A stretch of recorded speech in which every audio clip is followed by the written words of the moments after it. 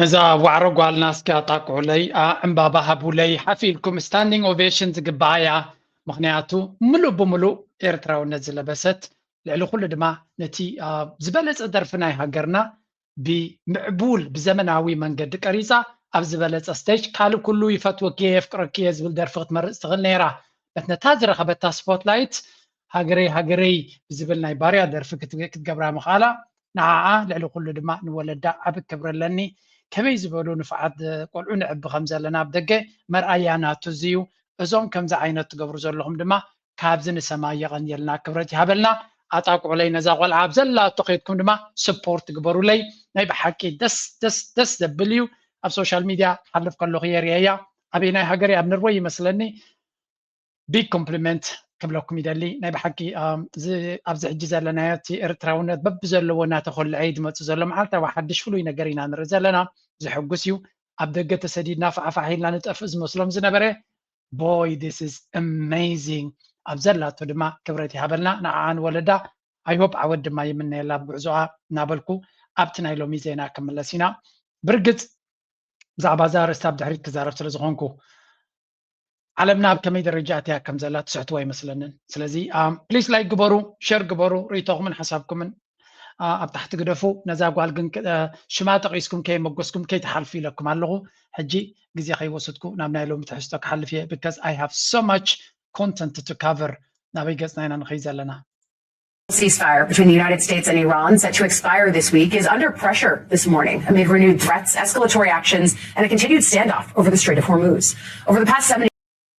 talks could play out. So Iran is promising its own response after a U.S. Navy-guided missile destroyer attacked and seized one of its cargo ships. It wrote, "We warn that the armed forces of the Islamic Republic of Iran will soon respond and retaliate against this armed piracy by the U.S. military." U.S. Central Command says that the cargo ship tried to evade the U.S. blockade. The destroyer repeated warnings to the cargo ship for 6 hours before blowing a hole in the ship's engine room. Vessel Toska, vacate your engine room. እንታይ ኢና ንሰምዕ ዘለና ሲሪየስሊ ክሳብ ክንደይ ኣብ ከቢድ መድረክ ኣቲና ከም ዘለና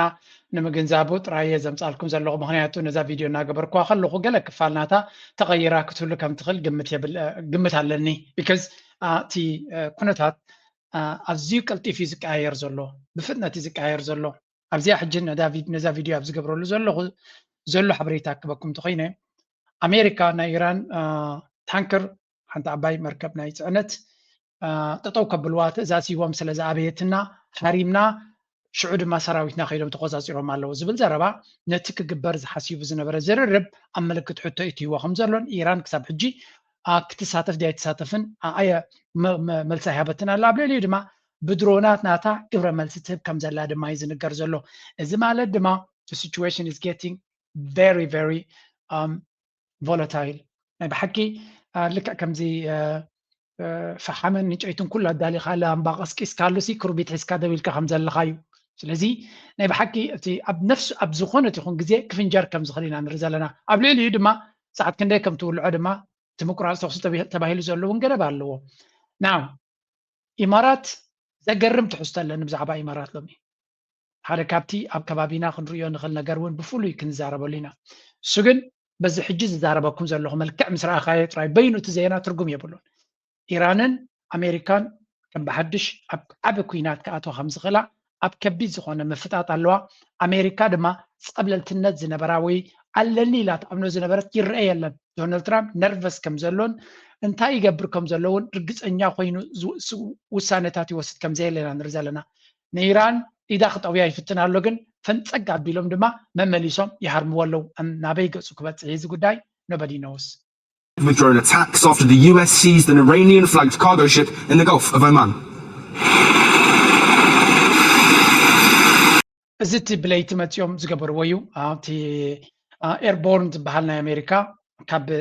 መጀመርያ ነታ መርከብ ምስ ሃረምዋ ወሪዶም ለይቲ ነታ መርከብ ናይ ኢራን ከም ዝተቆፃፀርዋ ዘርኢ ካብቶም ናይ ኣሜሪካ ወታደራዊ እዚ ዝወፀ እዩ ነይሩ An Iranian-flagged cargo ship, the Tuska, attempted to breach a US naval blockade in the Gulf of Oman. The vessel was headed towards Bandar Abbas, Iran's key port, when the US Navy intervened. The US says its guided missile destroyer, USS Spruance, issued multiple warnings, ordering the crew to stop and evacuate the engine room. When the ship did not comply, the US opened fire. كم تريوا زلهم حدا أبينا بوتا مخانون كتريوا لكم كبابنا باندرا باس بحال ودبنا بيات خينيرا زلات بوتان تاريخهم كلاو ماينا إيران كتب له تخليها سلازي مغنياتو إيران تمريتاهم بزوم بتلعلون سلازلو مالتنا عمان تراكي مسلكم بقول إيران أبي هاجر سلازخوني برقت أمريكا إيران أبتشتشا أبا فينش عامتها زلعله مالت أبعد دانجا تدبدبانيرا زقرم نقر يبلون جن إيراناويان زقبروا زلون زوزدوا زلو سقمتن أمريكا كي حفر يوم إيران زخصوا زلو كي حفر أحفرون يوم حفرز بحاليلن سلامتاي دي حفرون تيلكم دما إيران بفتقو جزوم يمزلو أب بحروم يمزلو ناب ودبوم يوم دما زخد زلو أمريكا غير أشحات كيلومتر كامريتان كبحران رقيس نابز بوتاز متيا زغول دندانة تقبر زلا I mean boy this is بحكي عالمنا دس دمم تاريخ انديا ترزلا ግን ክቕፅል እዩ እዚ ሓድሽ ነገር ኣይኮነን ዓታቶም ናው እዚ ነገር እዚ በዚአን እቲ መጥቃዕቲ ዝገበራ ዝብልዎን ዘለዉ ዘን ዲስትሮየር ናይ ኣሜሪካ እየን በዚኣቶም ገይሮም እዮም እቲ ብሎኬድ ናቶም ገይሮሞ ዘሎ እቲ ዕፅዋ ዝበሃል ዘሎ ገይሮሞ ዘሎ እቲ ዕፅዋ ድማ ንኩለን ሃገራት ዓረቡን ክዓፁ ዝኽእል እዩ ምክንያቱ ኢራን ኣነ ዘይጥቀመሉ ማንም ዝሓልፈ የለን ብምባል ንኩሉ ለኩታ ሒዛቶ ስለ ዘላ እቲ ኩነታት ድማ ካብ ግዜ ናብ ግዜ ካብ ሰዓት ናብ ሰዓት ናብ ዝገደደ ኩናት ክኸይድ ከም ዝኽእል ናብ ዝኸፈ ኩነታት ክድይብ ከም ዝኽእል እዩ ዝንገር ዘሎ እዚ ድማ ኣብ ጎኒ ጎኒ እቲ ዝርርብ ክካየድ ኣይካየድን ኣብ ንብለሉ ዘለና ግዜ እዩ very fair and reasonable deal, and I hope they take it, because if they don't, the United States is going to knock out every single power plant, every single bridge in Iran. No more Mr. Nice Guy. It's time for the Iran kill. كم تريوا زلهم أبت زررب نخرج لنا نزيوم يكسدد جيد فانس كخيدي كيدن يبلونيرا مموداتا كخيدي لهم وسينا مالو زوم كلتا دما تريوهم زلهم تي جارد كوشنر سبعي قوالون دونالد ترامب تحدد دما عركو مالتيو لذي بوليتيكا بأمريكا نيبوتيزم زبحال مالسي بوليتيكا بيتسب كامتا ويونجله زيم سبازياتهم زخون يخون كردنشال يبلوم دبلومات نكون تاني مالتي أنا بريزنت سياسي بريزنت غينو نكلت أحواتون سبعي قالون سبعي حفتون دي ولا سبعي قالون أبسلتان أمس أبيلو كعمت كليو تمكرنا يسرح كمس باليلن إزيهم حنت معلتا أبناء من جس يسرح سريعهم ما يفلتونيهم yes business people يوم بلا بلا خطولهم تخليها who cares this is diplomacy نفسوز على تمرتين تمكرون زدلي أمها ركيق دبلوماسي ناي نيكلور دبلوماسي ناي 47 عام تتصابو زلو دبلوماسي بناي ريل استيت أب ناي جزاوت كونترات قبل زنبرو كتكو خلها اعرفتخان سبعي قال كانسل زخونه دما نزي بالشو ناي كوصرني now I'm telling you ناي بحق خد قرومي زلكم زخونه بريزيدنت اب افريكا سبعي قالوا بسلطان تمسيو زخونه يكون مستسرح زخيد شمات زي بلو ما ويم تمكرونا يسرح زي بلو امس ابيلو كفتا بيلو بالشو الناس تقومات عتاجريه تبعل اب امريكا كون كلغن يس ناي بيزنس تمكرو زلوم سبات يوم زبالو كالاي اتبلشونا سرا ورد سدديو I'm gonna give you مالت تي بوليتيكا سلچينا انديو ግን ጽቡቅ ጌር ከም ስልቾነ ህዝብ ድማ ክንገብር ኣለና this is our work our job is not hypocrisy ምክላዕ እዩ BBC has found a pattern of spikes in trades and financial markets ahead of public announcements by US President Donald Trump, including during the Iran war. It's raised suspicions of insider trading, whereby bets are made by people based on information that is not available to the general public. Though some have argued certain traders have become more adept at anticipating the president's interventions. Let's talk to our business correspondent, Nick Marsh, for more on this. Nick, tell us what you found. انتايم تزارب زلو بحثر زباله بزح غزيه كنوسدا ندلني نابزي بلشونا يم تزارب زلو بس دونالد ترامب قرب زلوم سبات دونالد ترامب استويت كغبريو ويون انتاي كبل كم زغل قمت زلوم سباتن ويون حبريتا زلوم نتا حبريتاتي قدم دونالد ترامب ويون قدم كاله سبسل دفلطو زلو نتا حبريتاتي تتقيمهم እንዳይ ገብርሎ ኣብቲ ንግዲ ኣብ ስታክ ማርኬት ትሬድ ይገብርሎ እዚ ገበን ያብ ኖርማል ግዜ ከም ተብለኩም ጸናዕኩ ሰብኣይ ጓልካ ብዙይ ዝኾነ ይኹን ተመክሮ ኣብ ስልጣን ክትቦ ከለኻ ብልሽውና ወይ ከዓ ኔፖቲዝም ዝበሃል ኣብ ልዕሊኡ ድማ እቶም ኣብ ጥቃኻ ዘለዉ ደቅኻ ክኾኑ ይኽእሉ ሰበይትኻ ክትከውን ትኽእል ደቂ ካልኦት መሳርሕትኻ ክኾኑ ይኽእሉ ዋላ ኣብቲ ቤት ፅሕፈት ዝሰርሑ ዘለዉ ነቲ መንግስቲ ሓሲብዎ ዘሎ ሓበሬታ ቅድሚ እቲ ህዝቢ ሰሚዖም ነቲ ክመጽእ ዝኽእል ፖሊሲ ስለ ዝፈልጡ ዘለዉ ዘድሊ ሾርት ድዮም ክገብሩ ወላ ሎንግ ክገብሩ ናይ ብርክኽ እዮም ክገዙ ናይ ብርክኽ እዮም ክሸጡ ዝገብርዎ ዘሎ ብዙሕ መኽሰብ እዩ ዘምፅኣሎም ዘሎ እዚ ኸ እንታይ ዝገብር ዘሎ እዚ ገበን እዩ ምናልባት ዶናልድ ትራምፕ ኣብዚ ዝመጽእ ዘሎ ምርጫ ምስ ተሳዕረ ሚድተርምስ ምስ ተሳዕረ ድሕሪኡ እቲ ሓውስ ዝበሃል ብዴሞክራትስ ምስ ተታሕዘ እዚ ጉዳይ እዚ ከም ዓብዪ ኣጀንዳ ክመጽእ እዩ ኩላቶም ኢንቨስቲጌሽን ክጅመረሎም እዩ ግን I don't think so ኻበት ሓደ ስለምንታይ እስራኤል ኢት ስለ ዘለዎ ኣብዚ ጉዳይ እዚ እቲ ፖለቲካ ናይ ኣሜሪካ ድማ ኣንጻርቶም ናይ እስራኤል ረብሓ እናሓለዉ ዝሰርቁ ኣይከይድን እዩ ብዙሕ ግዜ ፀረ እስራኤል እንታይ ኮይንካ ግን ኣብ ደገ ሕጥሺ እንድሕር ኢልካ ሰባት ሰዓል ለኪምካ ኢሎም ኣብ እስር ቤት ክእትውካ ክእሉ እዮም ባይ ዘ ወይ ነዛ ቪድዮ ጥራይ እናገበርክኹም ከለኹ እንታይ ርየ ነይረ መስለኩም እዚ ትሪእዎ ዘለኹም ሓንቲ ቆልዓሲ ሓንቲ መንእሰይ እያ ተምሃሪት ዩኒቨርሲቲ ኣብ ፍሎሪዳ ዝበሃል ስቴት ማለት እዩ ኣብ ግሩፕ ቻት ናይ ተምሃሮ 50-60 ዘለዎ ሲ ኣብ ሓደ ቦታ ክራኸቡ ከም ዝነበሩ ሓደ ፕሬዘንቴሽን ክገብሩ ይደልዩ ነይሮም ኣይደለየትን ንሳ ስለዚ ኣብቲ ቻት ኢላ በጃኹም ግደፉና ነብዚ ይደሊና ምስ ሰዓርዋሲ ነተንያሁ ትሰምዓኒ እንተለኻ ባ በጃኻ ገለ ካብቲ ትድርበ ሽም ከይጠቐሰት ቦምባታት ከይበለት ካብቲ ትድርበ ባ ደርቢ የሎም ኣብዚ ቦታ ባ ደርቢ ምንታ እቲ ፕሬዘንቴሽን ኣብኡ ከይግበር ምስ በለት 15 ዓመት ክትፍረድ ትኽእል እያ ምክንያቱ ኣንጻር ኣሜሪካ ኣንጻር እስራኤል ሕማቕ ዘረባ ኣንጻር ነተንያሁ ሕማቕ ዘረባ ስለተዛረበት ኢሎም ጆክ እኮ እዩ ፅንፅዋ እኮ እዩ and they are telling you about free speech መሰል ናይ ነፃ ሓሳብካ ምግላፅ ኢለውካ ዝፍክሩ ዘለዉ እዮም ዶናልድ ትራምፕ ምክትል ፕሬዚደንት ናቱ ኤውሮፓውያን መፅኡ ፍሪ ስፒች ቀቲልኩማ ኢኹም ኢሉ ይፍክረሎምን ይላገፀሎምን ነይሩ ጆክ ከማን ክፃወር ዘይክእል ሕብረተሰብ እዮም ሃኒፆም ዘለዉ ዶናልድ ትራምፕ ድማ ሓድሽ ፖሊሲ ከታታትዩ መንግስቲ ኣሜሪካን ህዝቢ ኣሜሪካ ንክስለየሎም ፊሳዱ ገለ ዝበሃል ፖሊሲ ኣንጻሩ ክቃወም ኢሉ ዝዛረቦም ዝነበረ ንዑ ከም ብሓድሽ ከሕድሶ ምዃኑ ፅሑፍ ፅሒፍ ነይሩ ስለዚ እቲ ጥልመትን እቲ ኣካይዳን ዳርጋ ማስክኻ ቀሊዕካ ከምኡ የለን ንሪኦ ዘለና ኩሉ እቲ ዴሞክራቲክ ቫልዩስ ዝበሃል ገለ መለ ኩሉ እናተዓለየ እናተጓሕፈን ይኸይድ ከም ዘሎ እዮም ዝነግሩ ዘሎም ትሪእዎ ዘለኹም ኖርማሊ ገበን እዩ ኣብ ካልእ ግዜ ስርቂ እዩ ኢንሳይደር ትሬዲንግ ከምኡ ድማ ደቂ ቤተሰብካ ናብ ፖለቲካ ምምፃእ ብዘይ ዝኾነ ይኹን ሰርቲፊኬት ናይ ስራሕን ተመክሮ ዘይብሎምን ኣምፂኻ ዓበይቲ ዲፕሎማት ክትገብሮ ምኻል ብልሽውና እዩ ዝበሃል ግን ኣብ ኣሜሪካ ዶናልድ ትራምፕ ክገብሮ ከሎ ኖርማል እዩ ዝቁፀር ስለዚ get used to this kind of stories normal ጌርኩም ሰድዎ ስለዚ ንምንታይ ዘምፃልኩም ዘለኹም we are just witnessing a historic distortion ታሪኻዊ ምዝንባዕ ኢና ንርኢ ዘለና ዳርጋ ኖርማል ዘይኮኑ ነገራት ከም ኖርማል ውሰድዎ ተለማመድዎ ሕቶ ይተልዕሉ ሕቶ እንተልዒልኩም ድማ ንስኻትኩም ፀረ እስራኤል ኢኹም ፀረ ዲሞክራሲ ኢኹም ፀረ ምዕባለ ኢኹም ፀረ ፀዓዱ ኢኹም ፀረ ከምዚ ኢኹም እናተባሃለ shut down እዚ I don't know you can call this whatever you want but ዘለናዮ መድረኽ ንመብዛሕትና ዘገርምን ዘስደምምን ኮይኑና ስለ ዘሎ we're going to continue now let's go ኣብቲ ጀሚረ ፀናዕኩ ናብ ቁጠባ ክምለስ እየ The markets are doing in response to all of the latest news coming out of the Middle East. Of course, the headline being that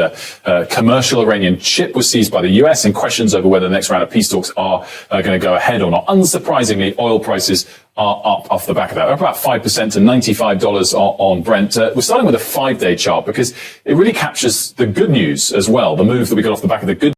كم تري وزن لهم تندادي كم يجمعيلو ولا غزل غيبل كم زلون دونالد ترامب ما كنا منتهي متعوتي جراتو جيرو خمزلون ناب 84 ناب 83 وريدو نيرو مس إيران أركخ جبرية جلجليلو ديلك جبر خليل بلا بلا تبايلو وش متحرم مستغفيت مستبالة حجرمات تمليزون ناب 94 أول مصنع 9 حمشان ديبلو إذا تسمح دحرت بعد ما دحردي تعويتو تيزرب زبحال ويون تمكرا استوصي قال انت ليجيرهم نعم ميتين قال ملان كديبيو ايران دما their warning زنا غرزي ناب كالك خيد كله تخلول له and we will do everything in our power نتي نحنا ندليو ربحانا انت زي تحليو نزا هاجر حوك نتولاينا ولا تقاتل زقد سنا يكونن بس زرباينا نسمع زلنا and yeah I mean we need to be careful تقداينا بيغصو خيد كم زغل نفلط اصل زي بلنا مكتتال كريكاتلو ترينا نغل احنا دما تتخاتيلنا نتزل حبريتا نعهاتكم نبكم علينا زدلت انقاقه خدغبروا لس باكم دما تنقاقه غبروا لنا بلنا نتحساسب علينا مالتي let's continue next topic ناتي دما it is this one is Gemina Sanana. These have repeatedly accused each other of violating the tenuous truce. The latest back and forth began Friday morning. So Iran then in return said it would fire. Warning it will respond to has said that it needs to go to these talks or not, because this weekend was a real test, as we said, of a ceasefire that was already fragile, but also a ceasefire that was meant to be short term and is coming to an end. Yeah, it was just exhausting to listen to read everything that happened in the span of 48 hours. I think what we're seeing is a real question of trust on the Iranian side. What they're signaling is that they believe that the announcement Friday meant that the blockade would end. And when it didn't, I think their fear is that this is not a talk really intended to reach a negotiated settlement, which I think everyone agrees is the only. sometimes ዝብሉ ዘለው ወላቶም ንኢራን ዝጸልኡ ዝነበሩ እዮም ንኢራናውያን ክድንግጽሎም ጀሚሮም ዘለው ምክንያቱ ማለት ዶናልድ ትራምፕ ቃሉ ይሕሊ የለን ካብ መዓልታዊ መንገዲ ይቅይር ኣተሓሳስባ ይቅይር ስጉምቲ ይቅይር ተህዲድ ይቅይር ፍኸራ ይቅይር ዘረባ ይቅይር ኢራናውያን ኔናዮም ኣብዞርብ ክገብር ቤናይ መንገዲ እዮም ክከታተልዎ ጥፊዎም ኣሎ ነቲ ኩናት ክፈትሕዎ ይደልዮም ግን ዘላቂ መፍትሒ ድማ እዮም ዝደልዩ ዘለው ብግምጣሉ ዶናልድ ትራምፕ ዕላማ ናቱ ንጹር ኣይኮነን እንታይ ክገብር ይደሊ ነቲ ዕዳጋታት ማኒፕሌት ክገብር ይፍትን ኣሎ ምክንያቱ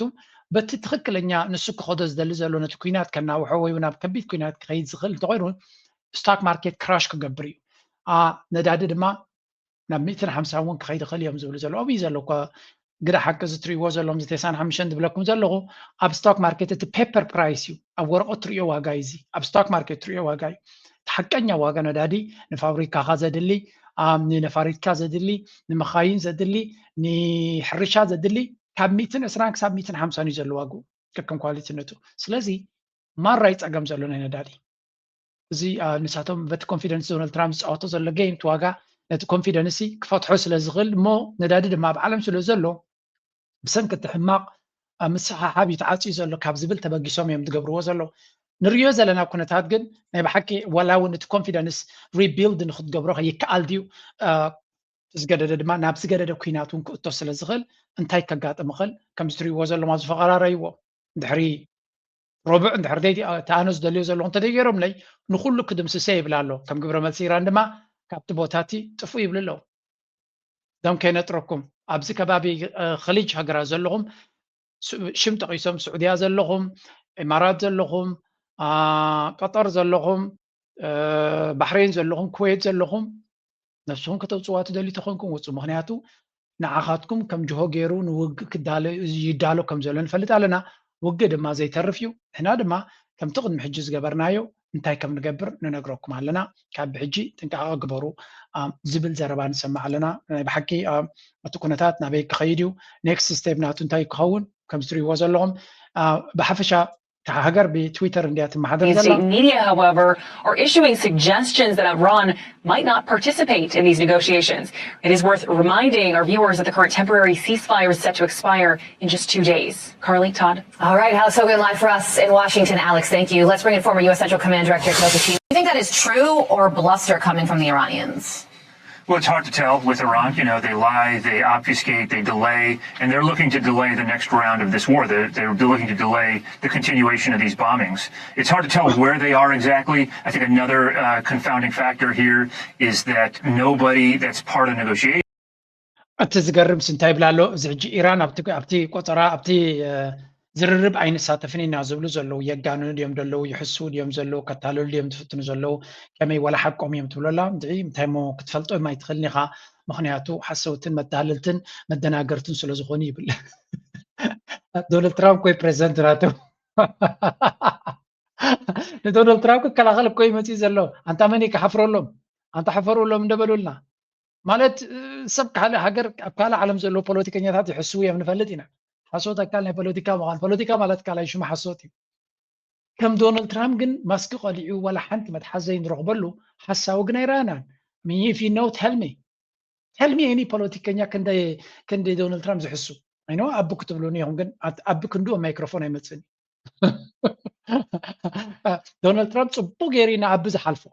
معناته أبي معلته وتويتر كسفاي وعلني نيتصفت جماعتون كله غليو نقاط جماعتون كله غليو السودان في قمة تيغا ولا قا التلفزيون يملال استغنى كن دونالد ترامب يكون دونالد ترامب ما حد كندك زي تصف قبل اليو انترفيو مكبر حجي جلسه بالو ديمقراطي مقوم دينو جو بايدن يزارب النير ولا اوباما وانتن كغيدي تزارب معلته وتزارب زولا سبيل معلته وكزارب قديتا يبلو مجمريا بريس سكرتير لاتو نسا اصنعهم زبحالن زي بحالن كزارب يقولوا دونالد ترامب معلته وتزارب زلو زي الدب ملحس لزلو افو كعصو سلا زيكل اتازلاتو سلطان እቶም ካሜራማን እቶም ኩሉ ሚድያ ኣብ ቅድሚ ግትር ክብል ከሎ ንዓለም ዝጨበጠ ይመስሎ I know እዚ ሰብ እዚ ካብ ፕሬዚደንትነት ምስ ወረደ ክሳዕ ክንደይ ዲፕሬሽን ክሕዞ ምዃኑ ብከስ ኢልና ገለ ከምዚ ዓይነት ኣቴንሽን ሲ እታ ኩርሲ ስለ ዝሓዘ እምበር ነዚ ድድዑ ዝህቦ ኣቴንሽን የለን ዝኾነ ከም ንሪኦ ዘለና ከም ዝትሪእዎ ዘለኹም ኢራንያታት ተታልል ዘላ እዮም ኩሉና ዝደልዩ ዘለዉ መን ነቶም ተታልልዎም ኣተለልዎም ንሕና ግን ነቲ ኩንነት ብኩሉ መኣዝን ስለ ንሪኦ ዘለና ክብድ ዝበለ ከተታልሉና ጥራይና ክንብል ንደሊ ናው ናብቲ ዝቕፅል ኣርእስቲ ክንሓልፍ ከለና እዚ ጉዳይ ዝናበይ ይኸይድ ኣሎ Puzzling is happening on the world stage. The United States has been infuriating much of the world by being reckless, erratic, and lawless, launching unilateral military actions, roiling the global economy, upending alliances, and treating long-held norms as inconveniences. And yet China, the world's rising superpower, has not piled on with thunderous denunciations and proclaimed itself the responsible alternative to an unreliable America. Understanding why will help us better grasp Beijing's long game. I spent the last week in China and was struck by how many people there felt differently about this latest American. እንታይ ዝብል ዘሎ መሲልኩም ዶናልድ ትራምፕ ሓደ ካብቶም ኢሊት ናይ ኣሜሪካ እንድዩ ዶናልድ ትራምፕ ነቲ ናይ ኣሜሪካ መርሕነትን ፀብለልትነትን ብፍቓዱን ብድሌቱን ብውሳነታቱን ንኣሜሪካ ናብ ቁልቁለት ገፁ ይወዛ ከም ዘለን ነቲ መርሕነት ናይ ዓለም ዘለዋ ባዕሉ ይቐትሎ ከም ዘሎን ቻይናውያን ንኣሜሪካ ክትክኡ ኣይደልዩን እዮም ድሌት የብሎም ወላ ብርሑቕ ግዜ ክገብርዎ ይደልዩ እንተለዉ እዚ ኣሜሪካ ትኸዶ ዘላ መንገዲ ይሕጎሱሉ የለውን ወላ ይጉህዩሉ የለውን ኢሉ ንሳቶም ኣብ ካልእ መንገዲ እዮም ዘለዉ እዩ ዝብል ኣፍኮርስ ምስ ኣሜሪካ እቲ ኢሊት ናይ ኣሜሪካ ናይ ቻይና ዓብ ክብሪ ነይርዎ ቀደም ናብ ልዕሊ ኣሜሪካ እዩ ዝብል ባዕሉ ከይዱ መፅናዕቲ ዝገበሮ እዩ ኩናት ናይ ኢራቅ ክንገብር ከለና ኣሜሪካ እዚኣ ሓያል ምዃና ይፈልጡ ነይሮም ክብሪ ድማ ነይርዎም ኣብ ልዕሊያ ይብል ነይሩ ሰራዊታ ዘይትንከፍ ምዃኑ ይፈልጡ ነይሮም ኩናት ናይ ኢራን ምስ ረኣዩ ግን ኣሜሪካ ንባዕላ ታዲድ እምበር ካልእ ቁም ነገር ዘይብላ ምዃና ክርድኦም ጀሚሩ ኢሉ ኣብዚኣ ግን ሓንቲ ነገር ይዛረብ ንሱ ኣሜሪካ ባዕላ ንሕና ኣብ ኩግእ እናተፃመድና ከለና ሪዚስ ሪፖርት ንሕና ኣብ ዩኒቨርሲታትና ዘለና ሪሰርች ንኣልለና ስደተኛታት ኢልና ንሳይንቲስት ኣብ ዓድና ከምዘይመፁ ንገብር ኣለና ኩሉ ኣንፃር ረብሓና ስጉምትታት ዶናልድ ትራምፕ ይገብር ኣሎ ንመሓዙትና ይፀርፍ ካባና ከም ዝፍለዩ ካልእ ኣማራፂ ከም ዝደልዩ ሕጂ ድማ ነቶም ናይ ቁጠባና መሓውር ዝነበሩ ሃገራት ዓረብ ድማ የትክዮም ኣሎ ይብላ ኣሎ ብግምጣሉ ቻይና ኣተዓጀውጀው የላን ሙሉእ ኣተኩሮናታ ንኣሜሪካ ብሳይንስ ብቴክኖሎጂ ብስራሕ ኣፀቢቓ ክትቀድመና ዓጢቓ ተበጊሳ ኣላ እናበለ ይዛረብ ሂሸውስ ኣብዚ ስታቲስቲክስ የርእዩ ኣበይ ንቅድሚት ይኸዱ ከም ዘለዉ ድማ ይገልፅ ክንዲ ምንታይ ድማ ኣንፂፎምሎም ከም ዘለዉ ናው if you are a China fan look at this solar panels ናይ ዓለምና 80 ሚእታዊት solar panels ቻይና የተዳለወ ተፍርዮ ዘላ ኣሜሪካ ድሪል ቤቢ ድሪል ይድብል ዘሎ በቃ ነዳዲ ጥራይ ኳዓቱ ኣውፁ ይብል ኣሎ ዓለም ከንታይ ትገብር ኣላ ነዳዲ ወላ እንተለካ ብሰንኪ ዝዕንደራ ዘለዎ ኣሜሪካ ነቲ ዕዳጋ ክዓፅዎ ስለ ዝኽእሉ እቲ ዝበለፀ ሶላር ጌርካ ኣካባባ ጅጎት መፀካ ፀሓይ ኣሜሪካ ክልክልዋ ዘይክእሉ ብኣ ጌርካ እቲ ዝበለፀ ይብላ ኣሎ ነፍሲ ወከፍ ዜጋ ዓቕሚ ዘለዎ ኣብ ገዝኡ ምስ ግዜ ሶላር ይክገብር ምክንያቱ ነዳዲ ኣብኢድካ ኣይኮነን ወላ እውን ገንዘብ እንተለካ ወላ እውን ቁጠባ እንተለካ ብሰንኪ እቲ ዘሎ ናይ ጂኦፖለቲካ ውድድር ከይመፀካ ይኽእል እዩ እቲ ዝሸጠልካ ካልኣካ ኽእል ኣብ መንጎ ከላ ገይሮም ክኸልኡካ ኽእሉ ስለዚ ሶላር መፍትሒ ናይ ስድራ ቤታት ክኸውን እዩ ምስ ግዜ ድማ ኣብ ብዙሕ ነገር ከኣትዩ ስለዚ ሃገራት ናብ ቻይና ገፀን ይጥምታ ኣላ ዊንድ ፓወር ከምኡ እዚ ናይ ዊንድ ኤነርጂ ዘመንጭው ነገራት ድማ እንተሪኻዮም 60 ቻይና እያ ተፍርዮ ዘላ ማለት እዩ ንቐፅል ኣብ ካልእ ወራርዲስ ባተሪስ ኩሉ ዓይነት ባተሪ ናይዚ ግሪን ኤነርጂ ናይ መኻይን ክኸውን ይኽእል ናይ ካልእ ቴክኖሎጂስ 75 ቻይና እያ ተፍርዮ ናይ ኣሜሪካ I don't even know የፍሪድም ወላ ናይ በዓል ተስላ ካብዚ ዝመፅእ ኤሌክትሪክ ካርስ 70% ዓለምና ናብ ኤሌክትሪክ ካርስ እያ ትኸይድ ዘላ ወላ ብኤሮጳ እያ ዝብል ኣብ ኤስያ ጥራይ ዘይኮነስ ወላ ብኤሮጳ ሎሚ ዝበዝሐ መኻይን ዝግዛእ ዘሎ ኤሌክትሪክ ካርስ እዩ ምክንያቱ ኤሮጳ ገጅፍ ናይ ነዳዲ ፀገም ኣጋጢሞ ስለ ዘሎ እንታይ ገብር ኣለዉ ዋይል ኣሜሪካ ዕግርግር ንኢራቅ ሰዓርኩ ንኢራን ኣዳኸምኩ ንቬኔዙዌላ መንጠልኩ ገለ ክብል ከለዉ ቻይና ኣብቲ ዘለዎም ፀብለልትነት መሊሶም የስፍሑ ኣለዉ ነቲ ዕዳጋ ናቶም ድማ ዶናልድ ትራምፕ ብዕሽነቱ ይሰርሓሎም ኣለዉ ነዳዲ ብቐሊሉ ስለ ዘይርከብ ነቶም ናይ ግሪን ኤነርጂ ዘይኣምንሉ ዝነበሩ እውን ተገዲዶም ናብኡ ንክኸዱ ይገብሮም ኣሎ ዝብል ሶሪ ባዕሎም ተፈጥሮ ዘሎ ፀገም ስለ ዝኾነ ድንጋፀ የብልናን ጥራይና ክንብል ብፍላይ ድማ እቲ ናይ ነዳዲ ምንሃር ዋጋ ክርዮ ከሎ እቲ ናይ ነዳዲ ቮለቲሊቲን ኩሉ ምስ ረኣኻ ዓለምና በይ ገጻ ትኸይድ ከም ዘላ ንኽርዳእካ ከቢድ ኣይኮነን ኩሉ እዚ ምስ በልና ሕጂ ናበይ ክንሰግር ኢና ናብተን ሃገራት ዓረብ ከዳ እንታይ ክገብራ እየን መጀመርያ ሓንቲ እዚኣ ክውስኸልኩም ናይ ኤውሮጳ ዘለኹም ድሕሪኡ ናብ ሃገራት ዓረብ ክሰግር እየ Rising that supplies of jet fuel in Europe could be running low. Europe is extremely reliant on imports of jet fuel. That's very different from the United States that makes a lot of its own. And Europe has to rely a lot on supplies from the Middle East. About 75% of its jet fuel supplies is coming from that region. And supplies of that jet fuel have been choked off because of the problems with the Strait of Hormuz, ships not moving through since the attacks in February pretty much. And that is raising concerns that Europe will not have enough jet fuel. Europe could run out of jet fuel in 6 weeks ይብላሎ ናይ ዓለምና ናይ ኤነርጂ ኣሶሲዬሽን ማለት እዩ ስለዚ ኣብ 6 ሶምናት ዕለት 16 ዝወፀ ሪፖርት እዚ ኣብ 6 ሶምናት ኤውሮጳ jet fuel ጠቕላላ ዘይብላ ክትከውን ትኽእል እያ ስለዚ እንታይ ማለት እዩ መገሻታት ሓሲብኩም ዘለኹም ናይ ሳመር ቫኬሽንስ ቡክ ትገብሩ ዘለኹም ደጊምኩም ሕሰቡሉ ኢኹም ምክንያቱ كيتكم مملس كسون خم تقولون أبتا زلهم أبو عدي زخدكما أب أكت لكوتو كم تقولوا مجنزاب كدليو زي أبقى متوتو ويز بالزلو زي 70% of ناي أوروبا جيت فيول كاب ما كلاي مبرغ زي ما تسنيرو كاب زي جت عصي زل بوتا سلازي ورح شدش تمجش زلكا مسكتكا ويمسكتكي أبو كتصو تخليغي كاب صراحة كاب نبرغن كتبخر تخليغي نزيا ولا أنت وحدة نزيا قريسكم نبز ملكتهم سبات سردوه I don't think تبسحي مستبسحي زلو كنتات سبات كات الوز الوي مثلا نيو سلازي كاب حجي تنبوك تقبرو تدليو من البات انتشمو قبرو نقرات كفتحون سلازغل flexibility وسيقكم اتو تاني مالتيو اتي تكيت كتقرصو خلوهم كتقيروا كم تخلو وسيقكم قربت اللي بهاجيركم تجبركم مون حما غايكونن سلازي زيا نقرا من قدي كحبركم يدلي تدغاغامي زوصو زل حبريتايو حجي نبتم هاجرات عرب كنسكر what is going on ابزياس كنسكر Asia has forced US partners in the Gulf to rethink their alliance with Washington. In fact, not just the regional security architecture, but even the economic and political linkages are being restructured overall. And this has led this change in the UAE. Now, a report in the Wall Street Journal says that the UAE has opened talks with the US for a wartime financial lifeline. According to the report, UAE Central Bank Governor Khalid Mohammed Balama has discussed the idea of currency swap line with US Treasury Secretary Scott Bessent and officials from the Federal Reserve. The request underscored this is going to be one of those ካብ መጠን ንላዕሊ ኣገደስቲ ታሪኻዊ ፍጻመታት ንብሎም ዘለና ኢና ምክንያቱ ነገራት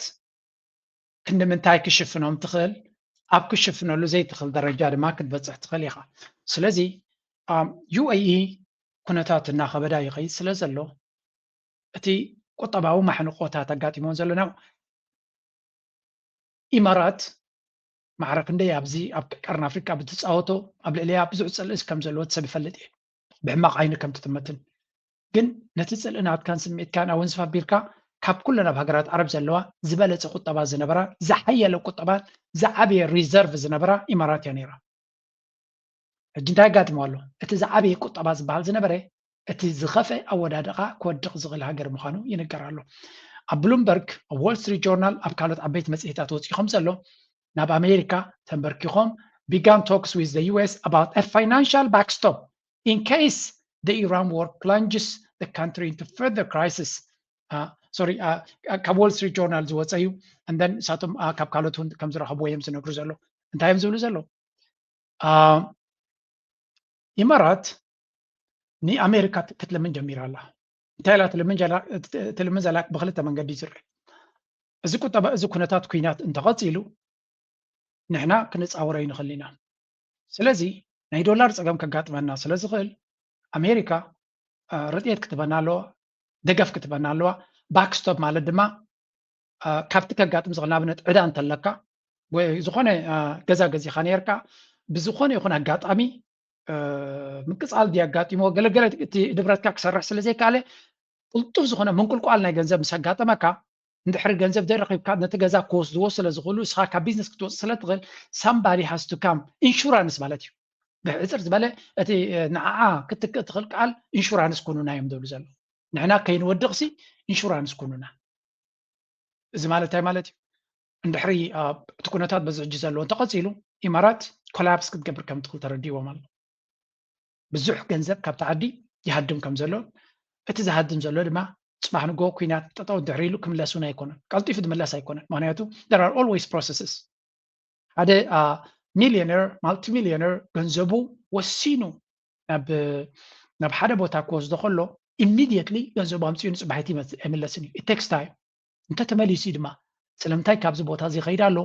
ከምዚ ኣነ ዝህበኩም ዘሎ ሓበሬታ ወይ ንሕና ዘለና ኣይኮነን ኪንኡ ሪሰርች ገይሮም ናይ መጻኢ ኩነታት ካልኩሌት ገይሮም እዮም ሙቭ ዝገብሩ ዘለውቶም ሰብ ገንዘብ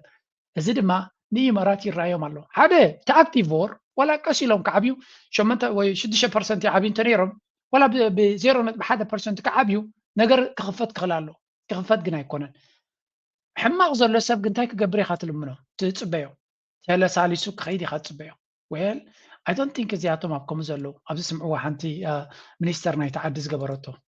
Guest, the United Arab Emirates has taken more direct attacks from Iran than any other country, including Israel, in the last 7 weeks of war. Joining us now is the UAE's Minister of State for International Cooperation, Reem Al-Hashimi. Thank you so much, Madam Secretary, for being here. So I want to get to that point. You have been attacked by Iran more than any other country, and we put together the numbers here. This is እንታይ ዝብላ ዘሎ ሓንቲ ኣገዳሲት ሚኒስተር ናይ ዩኤኢ ዓዲሙ ዘሎ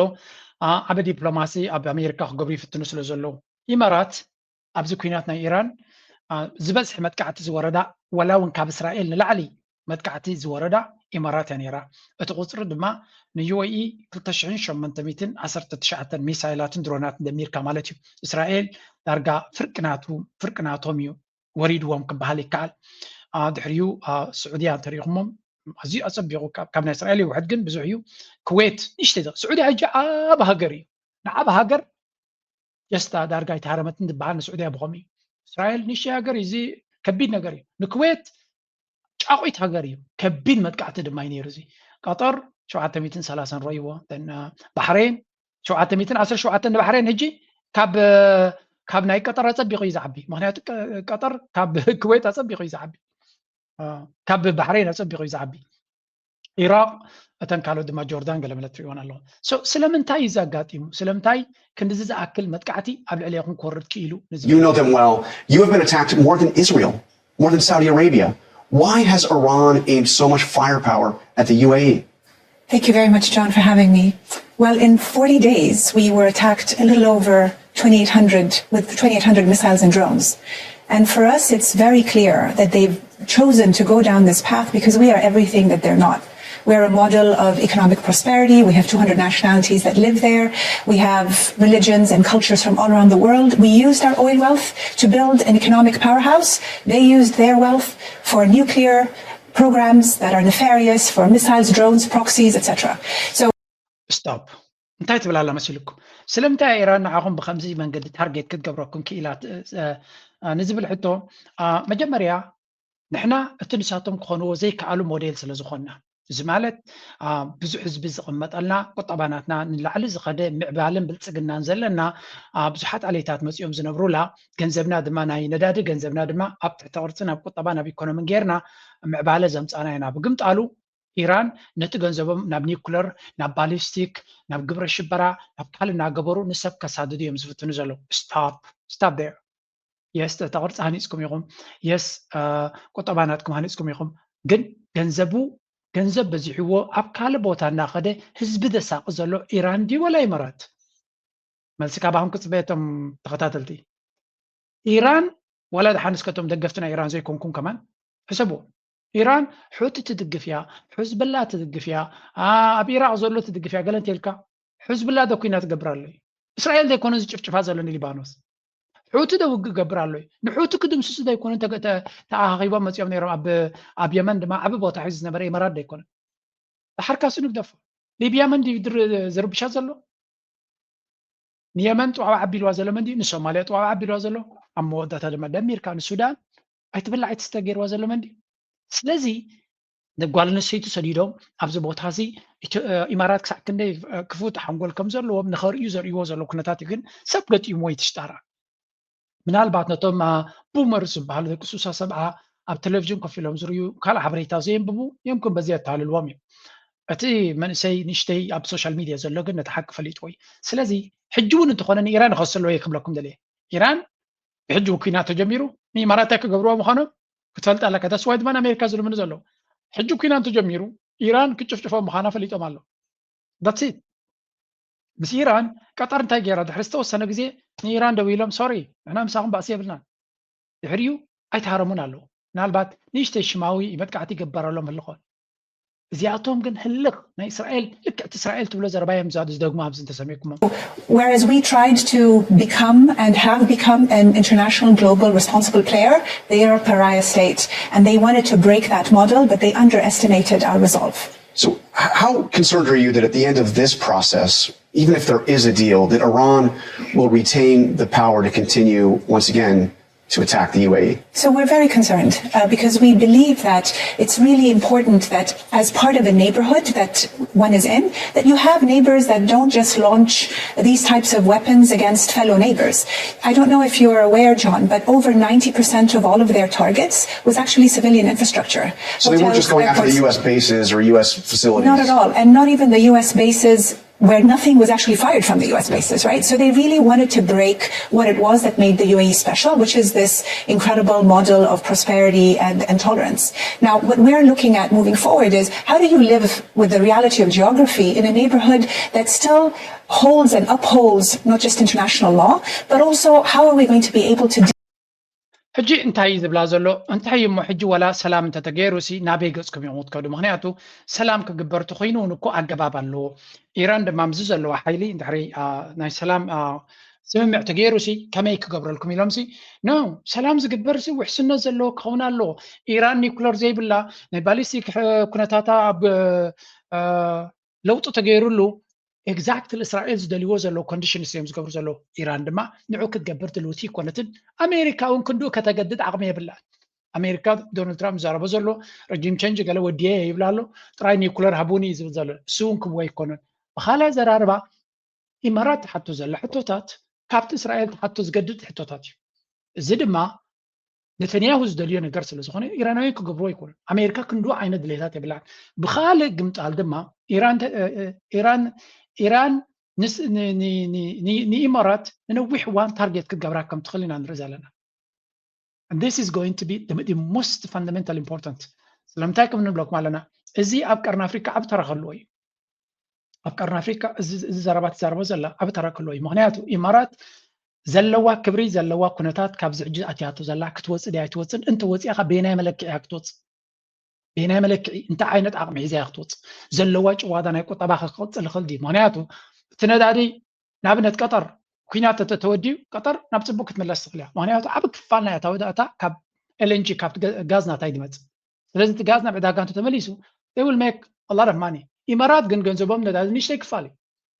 tourism business capital real estate زياتهم كم اللوسلهم نزياتهم لما سبت أمينو ترايد مسكا إيران أسيرات اللون كم زلاد فلت تقينو ماني خيطاب دبي جزاغز تمليسا خمس جيرا خطا قاصله تخل تقينا جنتايب للوسم كا بتخل زغبر زنبرمت كعتون اب سيفيلاوي تحت غرسي بخاله زراربا ولا كان ايران كصل مزفتن تلو سيفيلاوي تحت غرس غزان تغزي خاوي ريل استيت تغيركا هرمو يخول يوم يمزبل قازلو سلسته تمليسكا ابز بوتا غزان خد انفست نخدبرون زعد ما يكون مالتي نساتهم مس ايران عرق غيرهم سلام انت غيرهم ميبي قلم بالكا زياتهم كن ام تللاخ نتناي نتنياهو مرقص حيزوم يخدلو نا امريكا دنغاصه نا امريكاويان نتناي اسرائيل امريكان اليت نكحزو كابيتال لما نسو انفست قبرنا يخلي يزبل امنات الله جنرال بابليك كن قبل اليو بزح صبق سمعي زلو ما يمسلون يمزلو سلازي امونغو امريكاني نبعلا مزخل عدان شجرن زلوا ني امارات كتتحنا كتفتندو دونالد ترامب كغبر زخل خويني سمعني قال نجر كافر كبوم كفتنيهم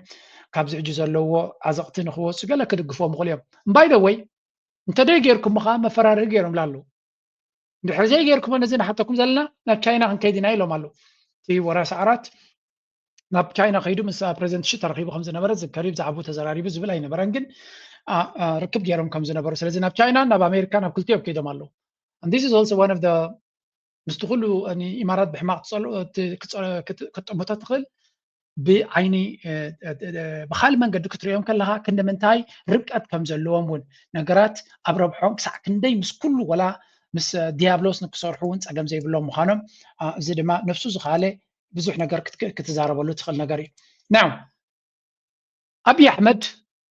እዚ ብኸመይ ክፀልዎ እዩ ንሱዳን እዚ ብኸመይ ክፀልዋ እዩ ንኤርትራ እዚ ብኸመይ ክፀልዋ እዩ ቀርኒ አፍሪካ ብኸመይ ክፀልዎ እዩ እቲ ካልኣይ ዝቕፅል ገጽ ናይቲ ኩናት ከ እንታይ ክኸውን እዩ ንዓና ቀንዲ ዘገድሰና እሱ እዩ ስለዚ ኢማራት ክትንብርከኽ ጀሚራ ኣላ ኢዳ ክትብ ቀሪባ ኣላ እቲ ኩናት ድማ ክቕፅል ይበሃል ኣሎ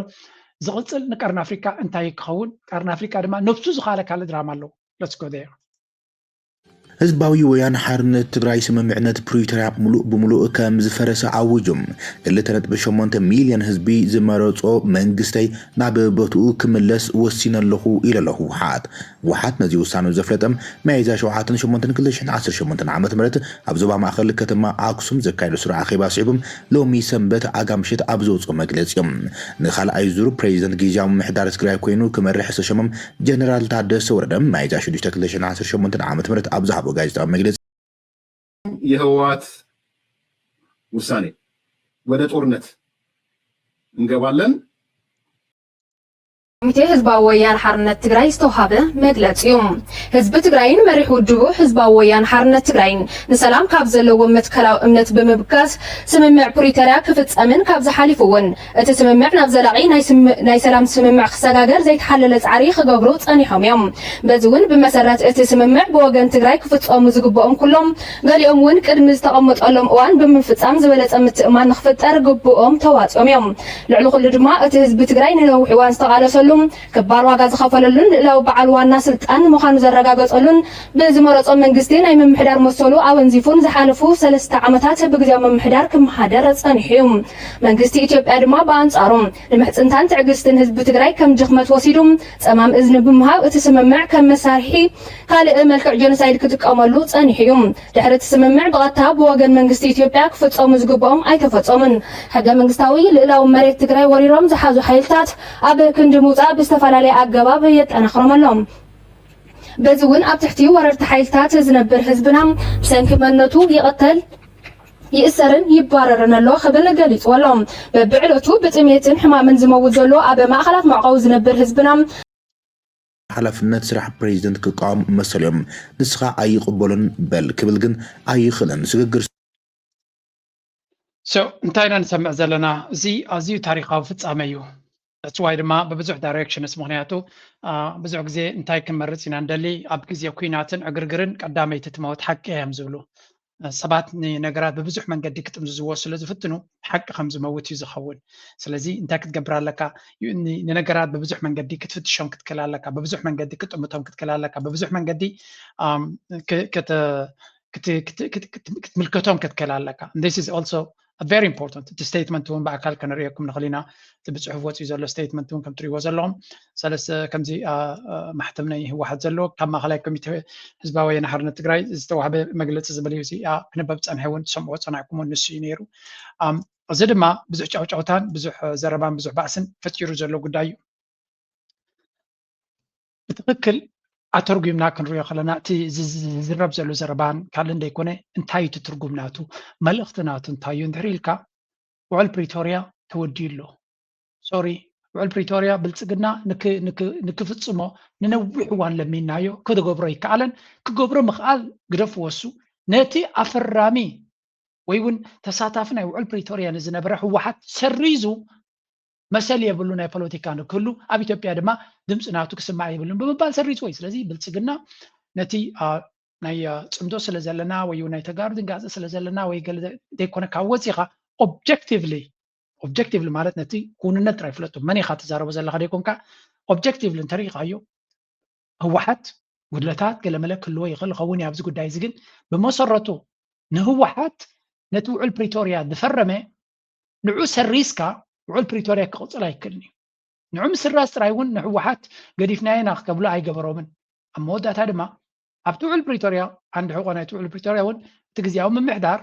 ብምርዳእ ናይ ክልቲኦም ክኸውን ዝግብኦ ንዑ ገዲፉ ብልፅግና ቅድሚ ነዛ ሕጂ ህወሓት ተጠቂሞምላ ዘለዉ ቅድሚ ውዕል ፕሪቶሪያ ወይ ቅድሚ ኩናት ዝነበረ ደረጃ ናብኡ ክምለስ ኢና ክብሉ ከለዉ ንዑ ብልፅግና ይቅድም ገይሩ ኣብቲ ኩናት ዝነበረ ኣገባብ ምሕደራ አንቀጽ ንዑ ተጠቂሙ ነዚ ታደሰ ወረደ ሓድሽ ሞት ክቦ መሪፁ እዚ ድማ እንታይ ማለት እዩ ውዕል ፕሪቶሪያ ጠቕላላ ከም ዘይሰርሕ ገይርዎ እዩ ሕሉፍ ሓሊፎ ብልፅግና ኣብይ ኣሕመድ ኣብ ቅድሚት መፂ እንታይ ኢሉ እቶም ውዕል ፕሪቶርያ ዝፈረሙ እኮ ምሳዮም ዘለዉ ኢሉ ጻድቃንን ረዳን እኮ ምሳዮም ዘለዉ ስለዚ ምስ ግለሰባት እምበር ምስ ፓርቲ ኮነን ፈሪሙ ኣንክም ትዝክርዎ ኣብቲ ውዕል ፕሪቶርያ ምስ ተፈረመ ሓደ ካብቲ ኣብ ትግራይ ኣዛራቢ ዝነበረ እንታይ እዩ መንግስቲ ትግራይ ወይ ከዓ ቲዲኤፍ ዘይኮነ ህወሓት እዩ ዝፍርም ኢሎሞ ተጋሩ ድማ ኣብቲ ግዜ ቃልሲ ህወሓት ትበሃል ኣጥፍዮማ ቲዲኤፍ ዝብል ሃገረ ትግራይን ሰራዊት ሃገረ ትግራይን ዝብል ቃል ሒዞም መፅኦም ነይሮም ኣምር ሒዞም መፅኦም ነይሮም ኣብ ዙርያ እቲ ቲዲኤፍ ዝብል እዮም ድማ ተቃልሲ ዘካይድዎ ነይሮም ነቲ ቲዲኤፍ ኣይቀበሎን እየ ብምባል ኣቢ ምስቲ ህወሓት ዝበሃል ናይ ቀደም ሰብ ዝፀልኦ ምስኡ ክንፈራረብ ኣለና ኢልዎም ጌታቸው ረዳ ተፈራሪሙ ምስ መፀ ብዙሕ ኮንትሮቨርሲ ፈጢሩ ነይሩ ህወሓት ደይ መደይሉ ክጨውዮ ይፈትኑ ነቲ ቃልሲ ናይቲ ህዝቢ ገለመለ ይብሉ ነይሩ ነቲ ህወሓት እውን እንተኾነ ክስርዘ ዝመረፀ ዝበለ ብልፅግና ድማ ነዚ እውን ብከምዚ ዓይነት እንተሪእኻዮ እቲ ኩነታት ክሳዕ ክንደይ ተኣፋፊ ምዃኑ እዩ ዝንገር ዘሎ ነቶም ነቲ ኩነታት ዝፅበይዎ ዝነበሩ ኔክስት ስቴፕ ናቶም እዚ እዩ የህወሓት ውሳኔ ወደ ጦርነት እንገባለን ፍላጎታችን ግን የቅድሚያ ጦርነቱን እንዲከፍት የምንፈልገው ፌዴራል መንግስቱ ነው ብለዋል ፌዴራል መንግስቱ ጦርነት እስኪ ከፍት ድረስ መጠበቅ አለብን የተወሰነ በተቻለ መጠን ተንኩሰን ፌዴራል መንግስቱ እንዲጀምር እናደርገው ነው ከም ትሪእዎ ዘለኹም እዞም ኣፈጨለ ናይ ብልፅግና ካድረታት ድሮ ካብቲ ብልፅግና እናሰልችዎም እንዲ ዝኸይድ ዘሎ እዚ ኣብ ኣክሱም ዝተኻየደ ብኻል ኣዘራርባ ኣብ ኣክሱም ዝገበርዎ ዋዕላ ነቲ ታደሰ ወረደ ካብ ስልጣኑ ካብ ሽመቱ ኣልዩ ትግራይ ድማ ኣብቲ ናይ ቀደም መርሕነታ ክትምለስ ኣብቲ ቅድሚ ኩናት ዝነበረ መርሕነታ ህወሓት ከምኡ ድማ ዶክተር ደብረፅዮን ድማ ፕሬዚደንት ንክኸውን ኣብ ዘፅተቑሉ ነዚ እንታይ ይብልዎ ኣለዉ ኣዋጅ ናይ ኩናት እዩ ኣዋጅ ናይ ኩናት በናይ መለክዒ ተጋሩ ከም ክልል መሰል የብሎም እንደምንዖም ዝኸውን ክገብሩ ካልኣይ ድማ ኩሉ ነገር ዓፂኻዮም ዘለኻ ስቕ ኢሎም ክመቱልካ ዲኻ ትደሊ ዘለኻ እቶም ተጋሩ ደዋፆም ክገብራ ይክእሉን ኤኒዌይ ዳር ኣሳይድ ንሱ ንግደፎ እንታይ ዝብሉ ዘሎ provocation strategy the primary objective is to go to war but the TPLF aims to provoke the federal government into initiating the conflict ህወሓት ኩናት ይደሊ ኣሎ እቲ ኩናት ግን ባዕሎም ክጅምርዎ ይደልዩን እዮም ንብልፅግና ክቅስቅስዎ እዮም ምንታይ ነቲ ኩናት ክጅምሮም ምስ ጀመረ ድማ ክቆሽምድዎ ማለት እዩ ብልፅግናን ካድረታቱን ድማ ሓደ ነገር በርሂሎም ኣሎ ብልፅግና ንማንም ሓይሊ ክከላኸል ዝኽእል ዓቕሚ የብሉን እንታይ ይብለኩም ፀኒሐ ኣብ ቅድሚት እታ ነዳዲ ትቦ ዝነበረት ጆኻ ትብለ ዝነበረት ሃገር ረድኤት ክልቲኦም ኣብ ኣሜሪካ ተራኺቦም ረድኤት ክልምኑ I'm not kidding ናይ ኢትዮጵያ ሚኒስትር ቁጠባ ዲ ወላ ፋይናንስ ኣሕመድ ሽደ ዝበሃል ኣሜሪካ እዩ ዝልምን ዘሎ ኸይዱ ወርልድ ባንክ ይኩሕኩሕ ኣሎ IMF ይድውል ኣሎ ኣባቶም ይኮለል ዝብል ዘሎ ኣሜሪካ ድማ ኢማራት ድማ ንባዕላ ኣሜሪካ ትልምን ኣላ ስለዚ ኣብ ጎደና ተራኺቦም ነይሮም ኣብ ከሎ ሰላምታ ተለዋዊጦም በሉ የሳለጥካ ንሕና እውን በዚ ንልምንና ዘለና ንስኹም በዚ ለምኑ ብዝኾነ ምስ ገበርኩም ድማ ብታ ሻሂ ረኸበና ምስ ዝበሃል ኣገባብ ኣሎ ከምኣያ ኮይናቶም ዘላ ብልፅግና ስለዚ በቃ የለን ጉዳይ ኩላ ፋሕፋሓት ይዋ ኣሎ ተስተሓሓዘልኩም የዛ ጉዳይ እዚያ ዘጋንን ዘለኹ ይመስለኩም this is actually what is happening behind the scene ብድሕሪ መጋረጃ እንታይ የጋጥም ኣሎ ክንሪና ስለዚ ህወሓት if they really ካብ ልቦም እቲ ዝደልይዎ ነገራት መጀመርያ እንታይ ይደልዩ ህወሓት ኣይፈልጥን እዮም they need ናብ ስቴትሁድ ክኸዱ ናብ ሃገር ክኸዱ ድዮም ዝኽእሉ ዝደልዩ ናብ እቲ ክልሎም ኣማሊሶም ናብቲ ፌደራል መንግስቲ ክምለሱ ድዮም ዝደልዩ እንታይ እዮም ዝደልዩ ብርግፅ ዝደልይዎ ነገር ግን ሕጂኦም ክገብርዎ ዘሎ ስለምንታይ ፀላኢኻ ተዳኺሙ ከሎ ትዕድል ተደይ ተጠቂምካሉ you never know ፅባሕ እንታይ ከም ዝኸውን so they better move now ሕጂ ተንቀሳቒሶም ዝገብርዎ ገይሮም ብፍላይ ምስ ኤርትራ ዘለዎም ፀቅዒ ተጠቂሞም ሌቨሬጅ ፖይንት ኣለዎም ምክንያቱ ኣብይ ኣሕመድ ዕፅዋን ክባን ገይሩ ክቐትሎም ኣይክእልኒ ነቲ ክገብሮ ዝኽእል ይገብሮ ኣሎ ኦልሬዲ ገንዘቦም ብባንክታት ሓፂርዎም ኣሎ ብነዳዲ ሓፂርዎም ኣሎ ብመድሃኒት ሓፂርዎም ኣሎ ብናይ ትምህርቲ ባጀታት ብደሞዝ ገለ ብኩሉ ሓፂርዎም ኣሎ ሶ ድሕሪ ሰለፋ እንታይ ተረፋ ዝብልዎ ምስላ ይኩ እንታይ ተሪፎም ኣሎ እዚኣቶም ካብ ሕጂ ከመይ ጌርና እቲ ኩናት ከይቀደሙና ብኸመይ መንገዲ ከነጀምሮ ንኽእል እዮም ዝብሉ ዘሎ the plan involves using international and extremist media to frame the federal government as the aggressor claiming it intends to massacre and kill the people of Tigray ስለዚ ነቲ ፌደራል መንግስቲ ናይ ኣሸባሪ መንግስቲ ቀታልን ጆኖሳይደር ምዃኑ ከተፍልጥ ኣለካ ይብሎ ናይ ንሱስ ስለ ዝኾንኩም ምፍላጥ ኣየድልዮም እዩ ምክንያቱ كم ما بتعطي Eritrean involvement. There is uncertainty regarding whether Eritrea would provide support if the war begins in Western Tigray. ملسو كوبيانا منجست إيرترا وكيلة كم زي وكلت فلتيهم جن. تግራይ ኤርትራ ክሕግዝዎም ኣይኮኑን ስለምንታይ ሓገዝ ናይ ኤርትራ ዘድልዮ ዓይነት ኦፕሬሽን ስለ ዘይኮነ ንሸነ ኣብ ከባቢኡ ዘሎ ክስዕር ዘይከኣለ ብልፅግና እዚ ንህወሓት ንሓገዝ ናይ ኤርትራ ኣይከድልዮም እዩ ንማለት እየ just ዘለኹም ዊክነስ ኩሉ ሰብ ፈሊጥዎ ስለ ዘሎ ናይ ኤርትራ ሓገዝ ከድልዮም ኣይኮነን ባዕሎም ክኻርጅዎ ዝኽእሉ ጉዳይ እዩ ኦፍ ኮርስ ናይ ኣዲስ ኣበባ ተኮይኑ ሓገዝ ከድልዮም ይኽእል ይኸውን እዩ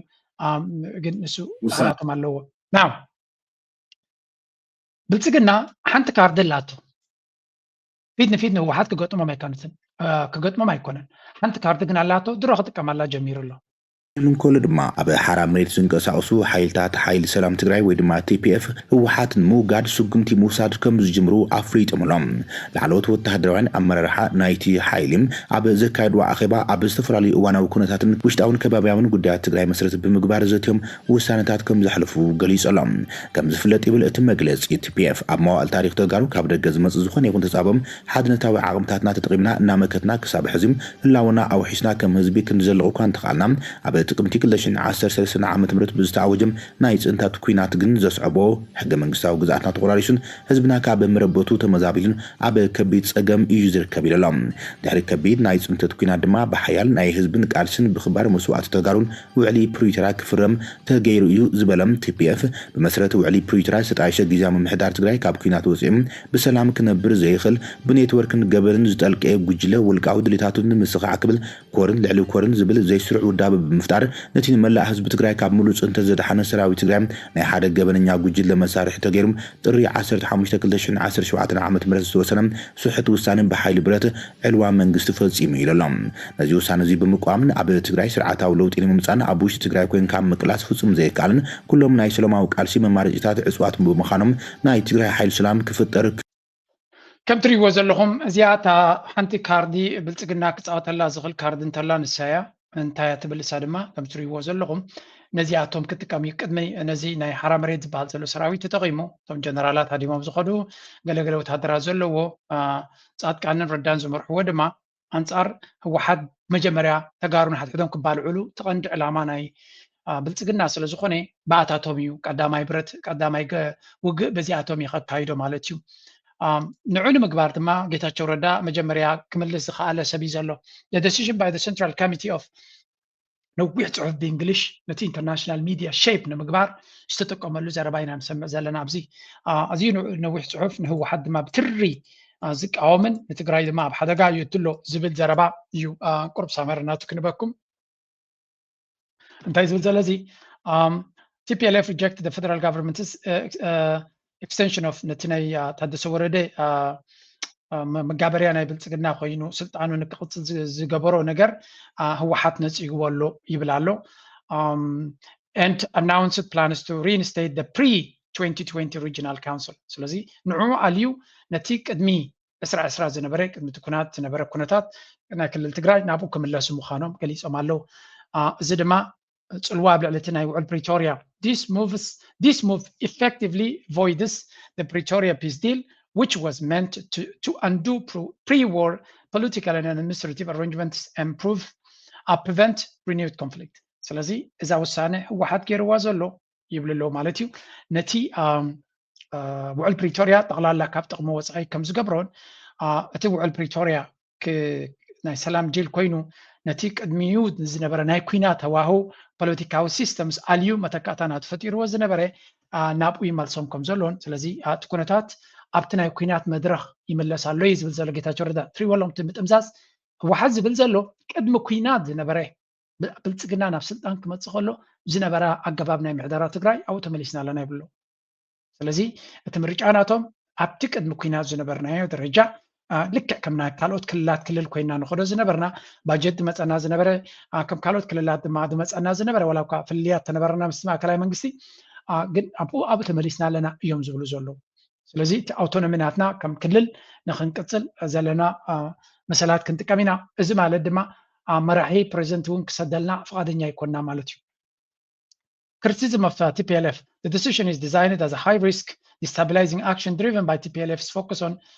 preserving its own ናቱ ግላዊ እዚ ውሳነ እዚ በቶም ዓብይ ሪስክ ዝወስዱ ዘለው ናይ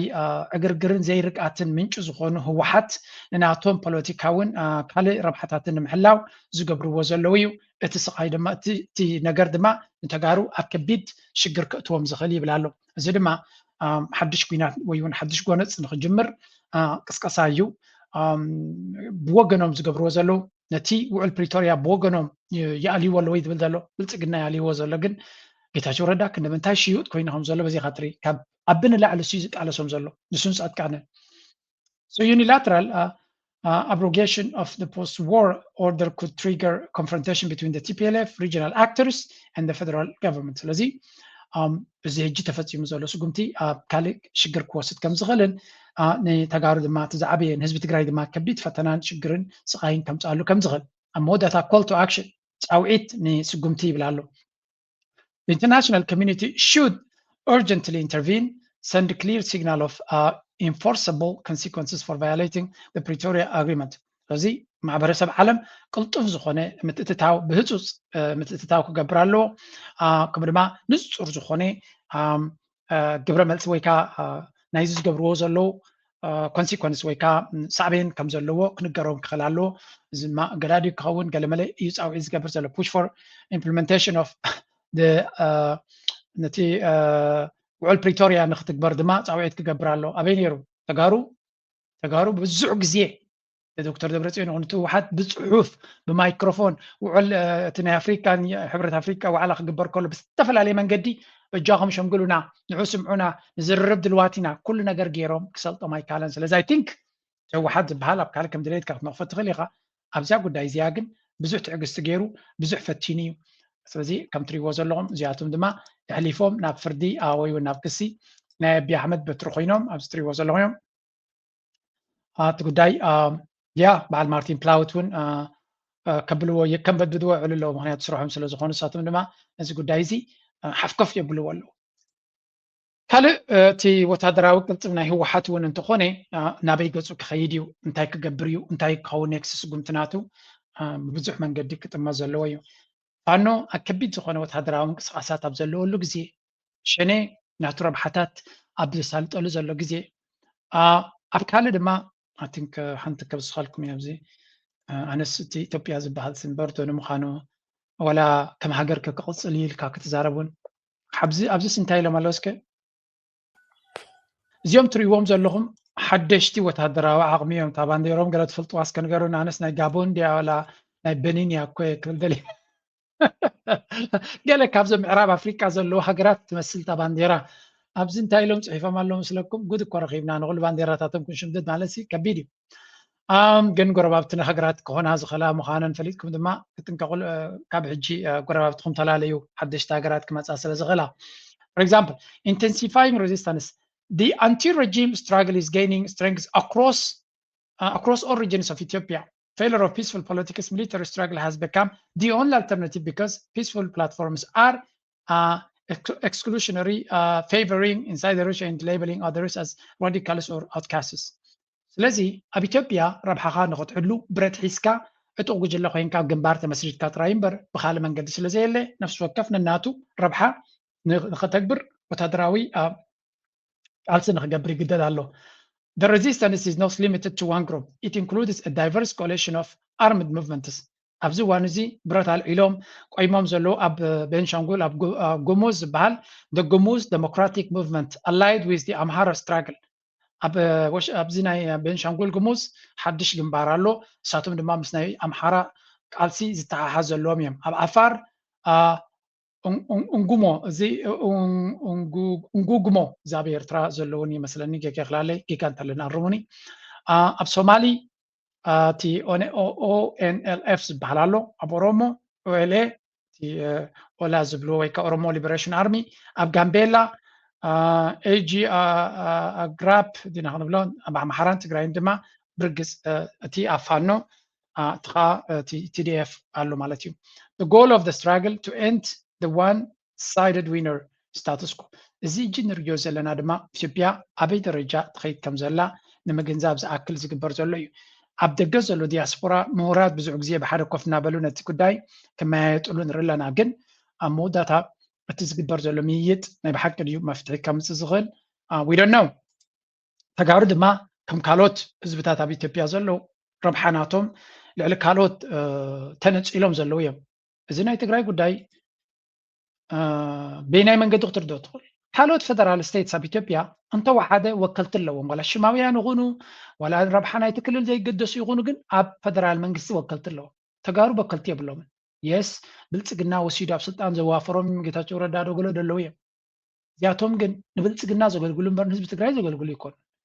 ግምት አሉ ከማነት ናይ ትግራይ ዘሎ ሰራዊት ከውድቁ ዝደልዩ ነቲ ናይ ትግራይ ዘሎ ፖለቲካ ፋሕፋሕ ክትብሉ ዝደልዩ ብናቶም ክትክዎ ዝደልዮም ስለዚ ትግራይ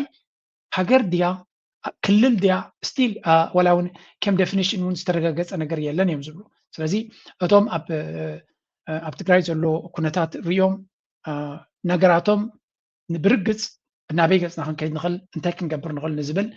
زقبر زولو منقصاصات ندرو زلنا وتصيدنا تدما بلصقنا نزا غداي زيا كمير كوص ايو برقص كم تري وزلهم عند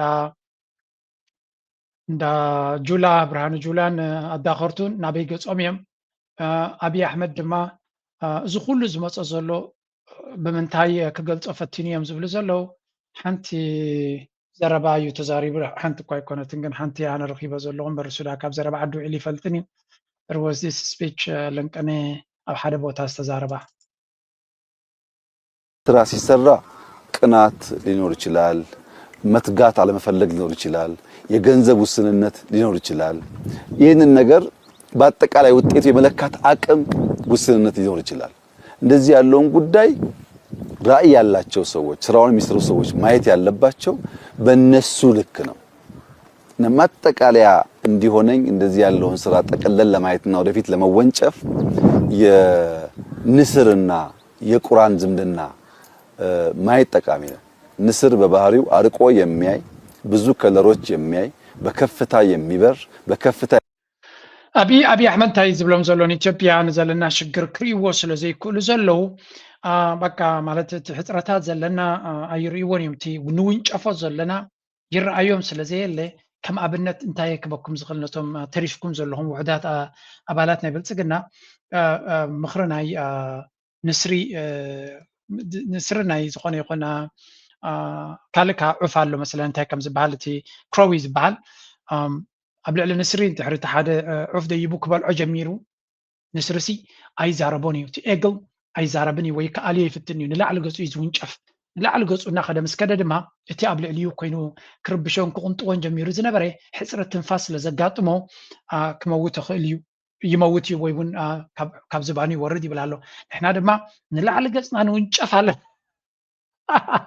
نمال حسكا خاطر ونشاف زلغا اينو نفاريت كا حسكا خاطر ونشاف تقول كم دلغا سفليت له اتوم نسخا زقطر كايوم سبات كما خا دموستنياتا سرحتنيا منግስት ዝብሉ خازلو اسمعيم ነገር ወስከ ማለት ነው የመንግስት ሰራተኛ ሪስፔክትድ ነው ገንዘብ አለው ኢኮኖሚው በጣም አሪፍ ነው ምናምንና ልጆቹን የፈለገበት ያስተምራል ምናምን የተንደላቀቀ ኑሮ ይኖራል ቤት አለው ምናምን አሁን ግን ተመጽዋች ነው አሁን ዘይትና ዱቄት ይሰፈርለታል በየአመት ባል በመጣ ቁጥር እኔ እንደዚህ አይነት ዘመን ላይ መፈጠር በራሱ እርግማን ነው እግዚአብሔር ነው ማለት እንዲ የመንግስት ሰራተኛው ወይ አልተርኔቲቭ ወይ ገበያውን ማረጋጋት ሌላ ገቢ የሚያገኙበትን መንገድ መፍጠር እንጂ ጭራሽ እርዳታ መስጠት ማለት እንታይ ዝብል ዘሎ ኣብዚ ታሪኽሞ ተቀደም ሰራሕተኛ መንግስቲ ምዃን ዓብ ክብሪ ዝነበሮ ስራሕ እዩ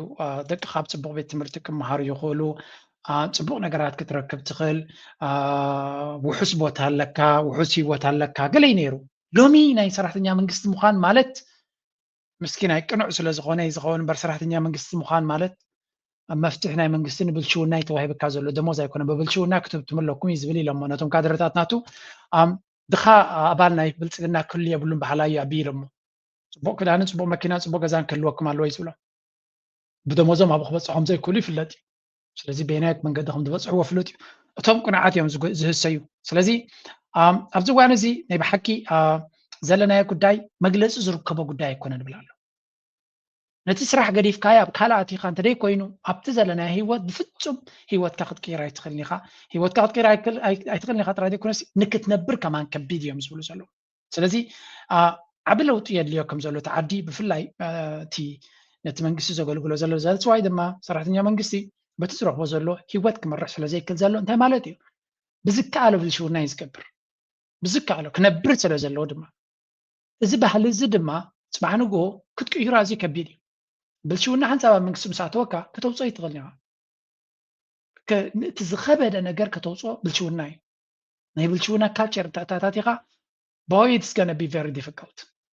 መንግስቲ ድማ ብልሽውና ድማ እንታይ ይባል ቀዳት ፊስቶ ክትመልእ ምፍታን እዩ ሃገር ብልሽውና ዘለዎ ሃገር ከተማ ዓብላ ምፍታን እንታይ ማለት እዩ ቀዳት ፊስቶ ምምላእ ማለት እዩ ንስኻ ትእቱ ናበይ ከም ዝኸደ ይትፈልጥ ዝለመንካ እንተለመንካ ዘምፃኻ እንተምፃኻ ኣበይ ከም ዝኣትዩ ይትፈልጥን እዩ ስለዚ እዚ ትሪእዎ ዘለኹም እዩ ሓንቲ ኣብነት ክበኩም እየ ድሕሪኡ ኣብቲ ገጅፍ ዝኾነ ፖለቲካዊ ነብፅኻ እትየ ኣነ ንዓይ ዘገረመትኒ ኣብ ጉዳይ ናይዞም ጎረቤትና ብቃንዛ ናይ ሰባት ክንጀሃር ክንሕጎስ ድሌተ የብለን ተመልከት ይህ ውሃ 10 ሊትር 100 ብር ነበረ እኔ አዲስ አበባ ስገባ ከ8 ወር በፊት እኔ ኑሮ ውድነትን ማየው በውሃ ነው ሌላው ነገር ላይ አይገባኝም አሁን 150 ብር ገብቷል መሀል ላይ 110 ብር ነበረ በአንድ 40 ብር ጨምሯል እንግዲህ ከነዳጅ ዋጋ በላይ ነው እየገዛን ያለ ነው ይህን ውሃ ለመጠጥ ብቻ አይደለም የምንጠቀመው እኛ መሀል ከተማ አዲስ አበባ ላይ መሀል ከተማ ቢሆን የምኖረው በሳምንት 2 ነው የቧንቧ የምንመጣው ስለዚህ ሲቸገረኝ ለመታጠብ የምጠቀመዋለሁ አማራጭ የለኝ እንግዲህ በ150 ብር 10 ሊትር ዋጋ ገዝታችሁ አስቡት 1 ሊትር ብቻውን ስትገዙ 40 ብር ገብቷል ወገኖች የሚጠጣው ምግብ በልታችሁ የቧንቧ ብትሉ የዜሮ ብትሉ አይመጣላችሁ ግዴታ ግዙ ይባላል 25 ብር ግማሹ ያርባ እንታይ ዝብል ዘሎ ሰብ ነዳዲ ከቢሩ ጫማታት ከቢሩ ገለና በለ ክዛረብ ንሰማዕ ኣለና ኢሉ ኣነ ከፊና ዘሎ ግን ናይ ማይ ኢሉ እዛ ማይ ናይ 5 ሊትሮ ድያ ዋላ ናይ ገለ 110 ነይራ ሕጂ ድማ 150 ብር ኮይና ኣላ ኢሉ ኣብዚ ንሕና ንነብረሉ ዘለና ቦታ ድማ ቡምባ ኣብ ሶምን 2 ግዜ እያ ትመፅእ ኋላ ዘራርባ ብዙሕ ፊሶታት ወይ ገለገለ ሃሊካ ተደይ ኮይኑ ስትዮም አይዲዩ ከምኡ ድማ ትሕፀበሉ ተደሊኻ ክትገዝእ ዘለካ 150 ብር እናከፈልና ከመይ ጌርና ኢና ክንነብር እዩ ዝብል ዘሎ ካብ ነዳድን ካብ ካልእን እኮ ማይ ከፊእና ኣሎ ኢሉ እዚ ኸ ክገርመኩም ኣብዚያ ድሕሪ ከስማዕኩም እየ ምሁር እዩ ኩሉ ነገር ጌርና እንታይ ኢና ክንገብር ዘለና ትመረረረ እዩ ሳብር በለው ይህን ስናወራ ነው እኮ ፖለቲካ ያላችሁት እኔ ጴንጤ ቦንም እየተቸገርኩ ነው አልበለጸኩም ዶክተር ቦንም እየራበኝ ነው እንዳንድ ወጣት ሰርቼ እገባለሁ ተምሬያለሁ በተማርኩት እሰራለሁ ከኔ የሚጠበቀውን እያደረኩ ነው ግን ለምንድን ነው እየተቸገርኩ ያለሁት መሀል ከተማ ላይ ነው ውሃ ምግብ መብራት ኢንተርኔት በጣም እኮ አስፈላጊ ነገሮች ልብስ እነዚህን ሳናሟላ 3ኛ ክፍል የተማርናቸው መሰረታዊ ነገሮች እንታይ ዝብል ዘሎ ንሕና ፖለቲካ ክንሰርሕ ወይ እውን ንፖለቲካዊ ሃልኪልና ንዛረበ ነገር የብልናን ህይወትና منبار أزي كبيرنا كم زلوا كل نجار شجرنا سلزلوا نبي كم نخيط فينا له تميهيرنا نسرح لنا زقب أنا نجبر لنا جن أتي ود فسين كاي كالنا أفصل سايكل استمرنا مسرة أو طلبات ناتنا كدان مجبي معقبي ماي زينا سينا زلنا أبي أحمد بزعبار artificial intelligence بزعبار كل تكنولوجيا تاتني دزارب زلوا حزب إثيوبيا دم بزعبار مسرة أو نجاراتي دزارب زلوا عبد يسكونكتي زلوا يزول زلوا زخنة بلتسجنا فسنكا متحزاب زي بلو دسكول كلي تيوام زلونا تومزبي مرة يمزحزونها تي سقاينا تزبي أزيو كبيد مخانين النجر. Now try to connect the dots. نزل نجارات زي كتت أساسرهم فتن. There are few things أبز نجار زي كن أسرهم زلنا. هذا انتهي بلتنينا. إمارات كبيد زخونة شجرة إمواخم زلونا زرب لنا. And أبي أحمد دما كل مدباتون حساباتون أبي إمارات استمركوا سي. But there is another aspect of the good days. Imarat rai konatin to good day na ti aliyo zalla. If we hanti nagar kariyakum daruqine قبل الإمارات وريد زولت rai konas Sudan ab kababinan khi. Ab Sudan lankane hada nagar yagat malo. مجمريا دعم سريع كبيت زخونه سعرات يقات مخم زلو يزن القرزلو. اسكي بزياكا جمر لكم. Horn of Africa is drawing attention not only for its immediate implications, but for what it could signal about shifting regional dynamics. Egypt's decision to deploy military forces to Somalia comes at a time when alliances are evolving and when Ethiopia is actively redefining its strategic direction, particularly in relation to maritime access and regional influence. While the move is officially framed as support for Somalia's sovereignty and stability, its timing has raised broader questions across the region. Is this simply a step towards strengthening security cooperation, or does it reflect deeper strategic calculations within an increasingly interconnected geopolitical landscape? A significant geopolitical development is unfolding following confirmation from Bad Abdelati that Egypt will deploy military forces to Somalia. The announcement came during high-level diplomatic engagements alongside the Antalya Diplomacy Forum, where Egyptian officials reiterated their ሕጂ ኣብዚ ቀርኒ ኣፍሪካ ዘሎ ነገር ብዙሕ ነገር እንዲዘጋጥም ዘሎ ብልጽግና ድማ ሽግሮምና በዚ ሄይ ዝኸይ ዘሎ ሓደ ኣብዚ ቀረባ እዋን ግብፂ ሰራዊት ኣብ ሱዳን ኢትያላ ንሰራዊት ሱዳን ትሕግዘላ ነዚ ብሉ ናይል ዝበሃል ዘሎ ዞባ ንክትሕግዝ ብዙሕ ትገብራላ እናበሉ ንነዊሕ ድራማ ክገብሩ ፀኒሖም ሓደ ሕጂ ድማ ናይ ግብፂ ሰራዊት ከም ዓቃብ ሰላም ናብ ሶማልያ ዝኣቱ ከኣቱ ተበጊሱ ከም ዘሎ እዩ ዝንገር ዘሎ ክልቲኡ እዚ ነገር ብምዕራብ ናቶምን ብምብራቅ ናቶምን ኢትዮጵያ ማለት እዩ ብሶማልን ብሱዳንን ግብፂ መፅያትና ኣላ ይብሎ ምስ ኤርትራ ድማ ለንቀነ እዚ ኩሉ ዝግበር ዘሎ ይርእይዎ ኣለዉ ምስ ጅቡቲ ፕሬዚደንት ዑመር ገለ ምስ አልሲሲ ከም ዝተደዋወሉ ዝገልጽ ቅድሚ ዝተወሰነ ቅድሚ ሓደ መዓልቲ ዲ ገለ ወፂኡ ነይሩ እዚ ማለት እንታይ ማለት እዩ ግብፂ ዳርጋ ጠቕላላ ንኬንያ ሓደ ዲጋ ክሰርሓላ ምዃና ተረዳድዮም ኣለዉ ግብፂ ኮምፕሊትሊ ኢንሰርክል ገይሮሞም ኣለዉ እዚ እጅ ድሓን ዝነበረ ክቕፅል እዩ this is nothing new now ቁርብ ንቅድሚት ገጽና ክናቱ ኣለና ቁርብ ክንቀርብ ኣለና ኣብዘን ዝሓለፋ ሰዓታት ዘጋጠመ ነገር ከርእየኩም እየ ሓደ Sudan and Saudi Arabia move toward the strategic economic partnership as Riyadh Forum approaches, with Saudi Arabia seen as advancing a practical path toward the stability and recovery. So, country was alone. President Sudan General Burhan ናብ ግብፂ ኸይዱ ምስ መራሕቲ ይራኸብከም ዘሎ ዲ ወይ ክራኸብ ምዃኑ ዝንገር ዘሎ ግን ኣብዚ ቀረባ ክልተ ነገራት ተራእዮም ኣለዉ ጉዳይ ናይ ሱዳን እዚ ድማ ሓደ ናይ ዳዕመ ሰሪዕ ዝነበሩ መራሕቲ ናብ ሰራዊት ሱዳን ይፅንበሩ ከም ዘለዉ ነቲ ዝነበሮም ቦታ ገዲፎም ናብ ሰራዊት ሱዳን ይፅንበሩ ከም ዘለዉ ዝንገር እዚ ናይ ብሓቂ ኣገራምን there was this if I can find it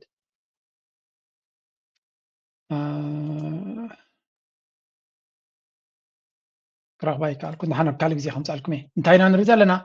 እዚ ትርእይዎ ዘለኹም መራሕቲ ናይ ሰራዊት ናይ ገለ ጀነራላትን መኮንናትን ናይ ዳዕመ ሰሪዕ ብሰንኪ እቲ ዘሎ ፀገም ናብ ሰራዊት ሱዳን ክመፁ ጀሚሮም ከም ዘለውን ምስ ጀነራል ቡርሃን ክራኸቡ ጀሚሮም ከም ዘለዉ ዘርኢ ዘሎ ሰራዊት ናይ ሱዳን ድማ ሕያል ዝኾነ ስጉምቲ ብምግባር ይግስግስ ከም ዘሎን ብዙሕ ዓወታት ይጎናፀፍ ከም ዘሎን እዩ ዝንገር ዘሎ እዚ ድማ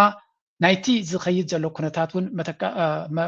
መረዳእታ ክትወስዶ ትኽእል ኢኻ ዳዕመ ሰሪዕ እናወደቐ ይኸይድ ከም ዘሎን ብዙሓት ወታደራት ናቱ ብተደጋጋሚ ኢዶም እናሃቡ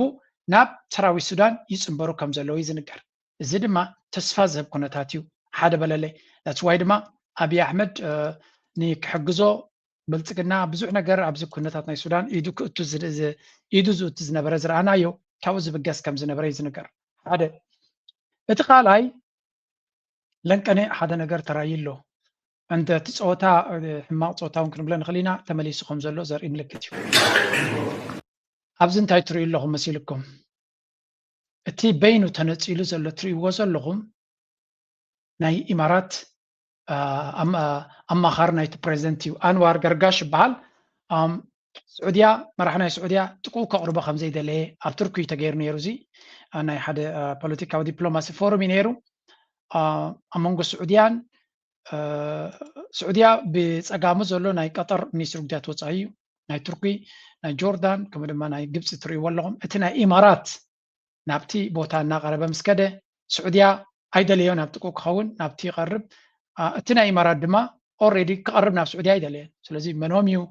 ሕማቕ ሓሲቡ ኣይደኖ ግን ቫይራል ኮይና ኣላ እዚኣ እዚ ድማ እንታይ ዘርኢ ዘሎ ኣብ መንጎ ክልቲኦም ሃገራት ስዑድያን ኢማራትን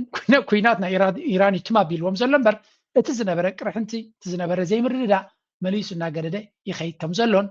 ሕጂ ድማ እዛ ዓንተ በከሪኩም ፀናሕኩ ኣብዚያ ጉዳይ እዚያ ድማ ከምዛ ትርእይዋ ዘለኹም ስዑድያ ምስ ግብፂ ስዑድያ ምስ ሱዳን ዓቢ ናይ ቢዝነስ ፎረም ክትገብር ምዃና እዩ ዝንገር ዘሎ ድሮ እቲ ሚድያታት ናይ እቶም ሚድያታት ናይ ወይ ከዓ ፀለውቲ ናይ ስዑድያ ድማ ቢግ ኒውስ ፍሮም ሱዳን The genocidal RSF militia is fracturing from within on a massive scale. Al-Burhan has met Al-Nur زتريوز اللهميو Al-Nur Al-Quba Zbal and the other defected RSF commanders. The Sudanese army says it welcomes any RSF militia leader who abandons Hameti and renounces his actions.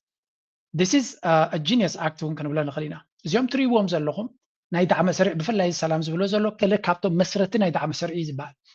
نسون سراويتون حيزو ناب سراوي السودان كمستثمرن دع مسرعني السودان كفر الرزق المخالفة ليتهم مبالك على أساس هيك زي زقاتهم زلازي. السودان يدي كنا جن مس جنرال برهان كرقم مخالو اتحدقتنا يتسراويت ندع مسرعن إمارات نمسعر نزعج وريد وازو اللو حقاف سودانويان كتو كمولي قوايلو. السودان سعودية دما نتو كلنا انفستمنتن كالن نايكو طبعا بلابلا نا قبرت اوتو زنبرت ناي امارات كابت بوتات كقلفوا يفتنو خمزه لوينا نرزالنا ناي بحكي زس دمم كنتاتن مدرخنا نرزالنا مرأيانا يزيد منطايو قرن افريكا نابي قص يخيد كمزلو هذا انتي نبل صنينا امارات نتزلوا شجر كسجر سلازي كالت نا امريكا رديت حبنيت بلالا سترنيت بلالا كدانني شجر قتي من سلازلو كدانوني يبللو نزي شجر وريدنا زلو كنسغرين خلينا زلنا كابز وريدنا زلو شجر كموص حجزونا يبللو تكوينا دما يودا ايكونن زلو كان بحدشون لا بعلو زغل منقدلو هذا كالاي تي زنبرم ጨዋዳ ኣብ ውሽጢ ዓዶም ተጨቢጦም ስለ ዘለው ኣብ ካልእ ኣፍሪካ ዝነበሮም ፀወታ ከምቲ ናይ ቀደም ክቕፅልዎ ፀገም የጋጥሞም ኣሎ ስለዚ ኣብ ናቶም ኣብ ሰነስ ነቲ ናቶም ሽግር ነቲ ቦቶም ክትክእ ዝኽእል እስራኤል እዩ እስራኤል ንበዓል ነተንያሁ ከቢድ ዝኾነ ክራይሲስ ኣጋጢሞ ከም ዘሎ ውሽጣዊ ክራይሲስ ኣጋጢሞ ከም ዘሎ ዝንገር ዘሎ ስለዚ how is he going to ነዚ ኩነታት ናቶም ብፍሉይ ክሕግዞም ናው ዝተረፈ ካብኣቶም መን እዩ ኣብይ ኣሕመድ እዩ ኣብይ ኣሕመድ ድማ እዚ ንፈልጦ ኣብይ ኣሕመድ እዩ እንታይ ክገብር ክእል ኣብዚ ጉዳይ እዚ ስለዚ እቲ ጉዳይ ከመይ ኢሉ እናተኣሳሰረ ይኸይድ ከም ዘሎ ከመይ ኢሉ እናተበለ ይኸይድ ከም ዘሎን በዚ መልክዕ ጥራይ እንትጠሚትኩሞ ናይ ቀርኒ ኣፍሪካ ኣካይዳ ናበይ ገፁ ክኸይድ እዩ እቲ ጉዳይ እንታይ ክኸውን እዩ ንክትግምቶ ከቢድ ኣይኮነን እቲ ድርቅና ናይ ኢማራት ተወሲኽካ ኣብ ልዕሊ ድማ ስምዕዎ ኣብዚ that made the UAE special, which is this incredible model of prosperity. And eventually there's going to have to be one, but it has to be a good deal, right? Because there's no point in kicking the can down the road when we're just going to end up where we started, maybe even with a more emboldened regime that wants to continue to hurt its neighborhood. So from our perspective, we do want to have peace in our region, but it can't be a bad peace. It can't be a peace where it doesn't address the root causes, which is Iran dealing with proxies like Hezbollah and Hamas and the Houthis, having a nefarious missile and drone. كم تريبو دلهم إذا قداي زي كبد زبالة أرستك خون كم زغلن نحنا مفتحنا دللنا تمفتح جن صبوق خون على نحنا وحسنات نرغب له خون خلاله كالس على النزل لو خون خلاله نابلت يا تزارب زلا نحصير أقارج دحرستو سنجزي زبلة سكينات تخينو جن ترجم يبلون يا تبل دلا well كتمرتن كد you have a choice مريك على كديو مغنياتو أبايتا زلو كنتات إيران تقبر زلات رايري كونس أبزوري أنا كمت مخانو تكونتات دروتي حوتي The global choke point is now under threat, and the warning couldn't be more dramatic. Yemen's Houthi leadership has issued a direct challenge to Donald Trump, threatening to shut down the Bab el-Mandeb Strait, a move that could shake global trade and escalate an already volatile standoff. In a fiery statement posted online, Yemen's Deputy Foreign Minister, Hussein al-Ezzi, warned that if Sana'a decides to close the strait, it would be impossible to reopen, invoking even supernatural forces to be more dramatic. كم تري وزلهم حوت دما بقديوم مس إيران هلاهم ترايدي كونه دونالد ترامب أبزز ما تزولو ساعات يكون معلتات نتي قبل إيران كجبر زفتن زولو نحرقت سيلو نتافت جبهري بباب المندب كله كتاينا سلزي نداد تراي كونه كعصا خبوش متحرموز كل النجد بغيه بحر زحلفون كله كتاينا حوت دما كم لومي مشي وما يفلتني سلمتاي إيران بينا كل تناب وما تكيرو زنبرة وسيلات اللوم الله سلزي إسرائيل نوحت حراري مالا أمريكا كمت حراري ممالو هجرات عرب تداخل ممالو حوت جن أي تتنكفن له زلوا مسائلات عقيبي زلوا سلزي نغيب حركة عصوية ندحريلو كده فرز خل حيلون كل يكونن الزد ما انتهي زريكا التلفرج زلا على قبل التنت أبي كم زلون سعودية يكون سعودية أبزوان زي مسحوتون ترى كم زلا أنتوا واحدة ولا يزرعون تزير لو مرراقنا له أبقدينا يمن حوتون أبت ديسكشن كأتو كم زلون يمن كم حجر ناخد كون بحالاتهم تزرعيهم فتحوا له زلهم نايدق حيلتات مسيوم ني يمن كتس أوتولا كم زي بلومن تسرع سلازلا تقدين انتي يخونا له سعودية أبز حاشة مرق كنتات هلا نتوزلو كنتات مالتي إمارات دما بكل من قدي حماق يخد الله لا تقديناتها أب سوماليا ون تخونا يمتشو من هلو التنساتهم زدقفوا سرعات مما ليسونا خفوا أي خير هلو سومالي لاند أبزي زقبر زنبرا وعلى ناي تركون حدا نقري لهم نيرهم تركي السودان أب كل زكال كتحجزها كم تدلي أب قداينا سوماليا دما بريزنتنا سوماليا تساتيف نيرو أبتي قداي تدما سوماليا ترك سعوديان تركون انتهي لهم زبل زربا سمعنا نيرنا ني سومالي لاند أفلوتا زهب لك كم تن إسرائيل هجرات عرب تسعينا نعاز اللواء كم عينة كنسيانين يا مزبلو زلو سلازي أبي أحمد كم قليلنا بسومالي لاند أفلوتا تهيبون كما تزخل الشجر يتنقل له سلازي انتهينا نرزلنا إذا كوينات زي بغلي لكو دا زغل كوينات هيكونن اتزغص المدرخ دما كبيت كونيو احنا دما أبي بوتاي نزلنا أبتي أزيو أقداس بوتاي نزلنا من هالبات نزار السيزيا أتحاحز أبيلو حونا دانييل زبالاسك خنسمنا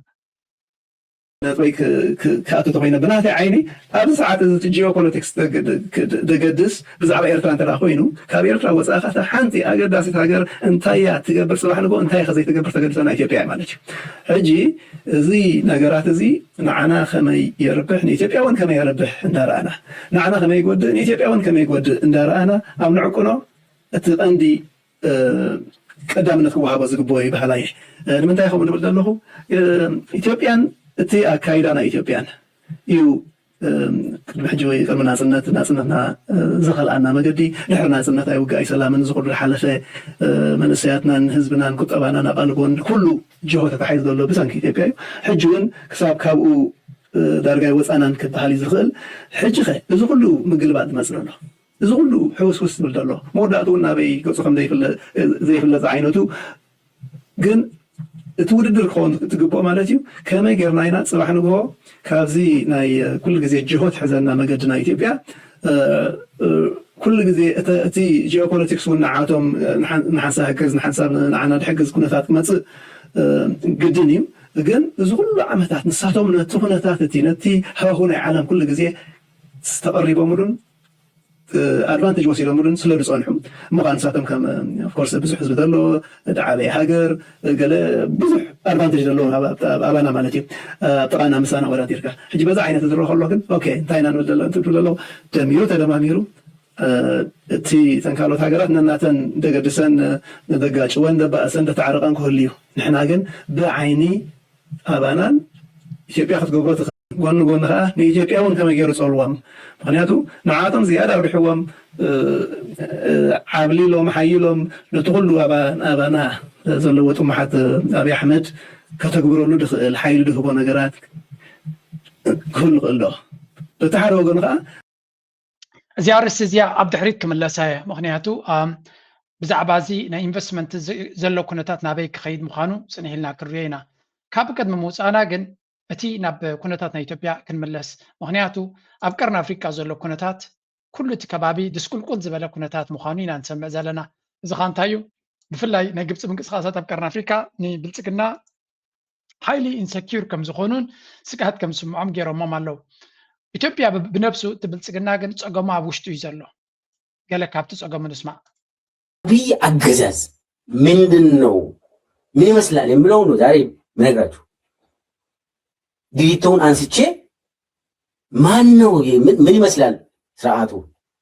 ብዬ እሱን ነው አንድ በአንድ ምነግራችሁ የኢትዮጵያ ህዝብንም እያስቆጣ ያለ ስርዓት ናይ አቢ መን እዩ ክነግረኩም ይብላሎ ቀድሚው ግን እዚያ ስምዑዋ የምትመለከቷት ህፃን ልጅ ማህሌት ማሩ ትባላለች ከሚያዝያ 6 2018 ድረስ በመኳንንት ስለሺ ሆቴል ባህር ዳር ውስጥ ተቀጥራ ትሰራ ነበር እዚህ ጋር የምትመለከቱት ሰው ደግሞ ሻለቃ ያምራል አለበል ይባላል ሚያዝያ 6 2018 ማታ 2 ሰዓት ላይ ሻለቃ ያምራልና 5 ታጣቂ ጓደኞቹ ማህሌት ማሩን ከምትሰራበት ቦታ እየጮኸች አልፈልግም እያለች ድረሱልኝ እያለች ይወስዷታል ንጋታው 8 ሰዓት ከም ትሪእዎ ዘለኹም ነዛ ጓል እቲ ሻለቃ ዲ ወላ ክንደይ ኣለቃ ዝበሃል ወታደር ናይ ብልፅግና ማለት እዩ ነዛ ጓል ብዘይ ድሌታ ወሲዶም ዓሚፆም ብዙሕ ሕማቅ ከም ዝገበርዋ ብብዙሕ ሼር ክግበር ዝመፀኒ ስራሕ እዩ ማለት እንታይ ንክብለኩም ኢለ ሰራዊት ብልፅግና ሕማቅ ንምግባር ዝስከፍ ሰራዊት ኣይኮነን ብዙሕ ግዜ ብከምዚ ዝኽሰስ ብህዝቡ ስለዚ ቅድሚ ሕጂ ኣብ ካልእ ኣብ ትግራይ ኣብ ካልእ ፈፂሙ ዶ እቲ ኣብነት ኣብ ዘለኩም ንኽብል ኢለ ብዙሕ ኮለል ከይበልና እዚ እውን ከም ሰነድ ክተሓዝ ስለ ዘለዎ እቲ ብልፅግና ሕማቅ ስርዓት ምዃኑን ሕማቅ መንግስቲ ምዃኑን ብኩሉ መንገዲ ዝስማዕ ዘሎ ዘረባ እዩ ነቲ ክብሎ ዝፀንሐ እዩ እዚ ሕጂ ተፈጢሩ ዘሎ ጉዳይ ድማ ኣብ መንጎ ሓትሕዶም እውን ብዙሕ ሽግር ይፈጢሩሎም ዘሎ ኣብ መንጎ እቲ ህዝቢ ኢትዮጵያ ዝበሃል ንባዕሉ ብዙሕ ፍልልይ ኣጋጢሙ ከም ዘሎ እዩ ዝንገር ዘሎ ብፍላይ ምዚ ናይ ቴዲ ኣፍሮ ደርፊ ገይሮም ድማ እቲ ዝነበሮም ባእሲ ናብ ካልእ ገፁ ከይከይድ ይበሃል ዘሎ ከመቀሌ በለው ከሐዋሳ በለው ከጅማ በለው ከየትኛውም የሀገሪቷ ከተማ በላይ ጽዳት ያላት የሆነ ቦታ ይቆሸሽ የለም እያልኩ ነው። ካሳንቺስ ምናምን አልቆሸሸም እያልኩ ነው። ፕሪቪሌጅ ያለው ቴክኖሎጂ የሚጠቀም ሽንት ቤትም የነበረው ሽንት ቤት ላይ ቁጭ ብላችሁ ይለኛል።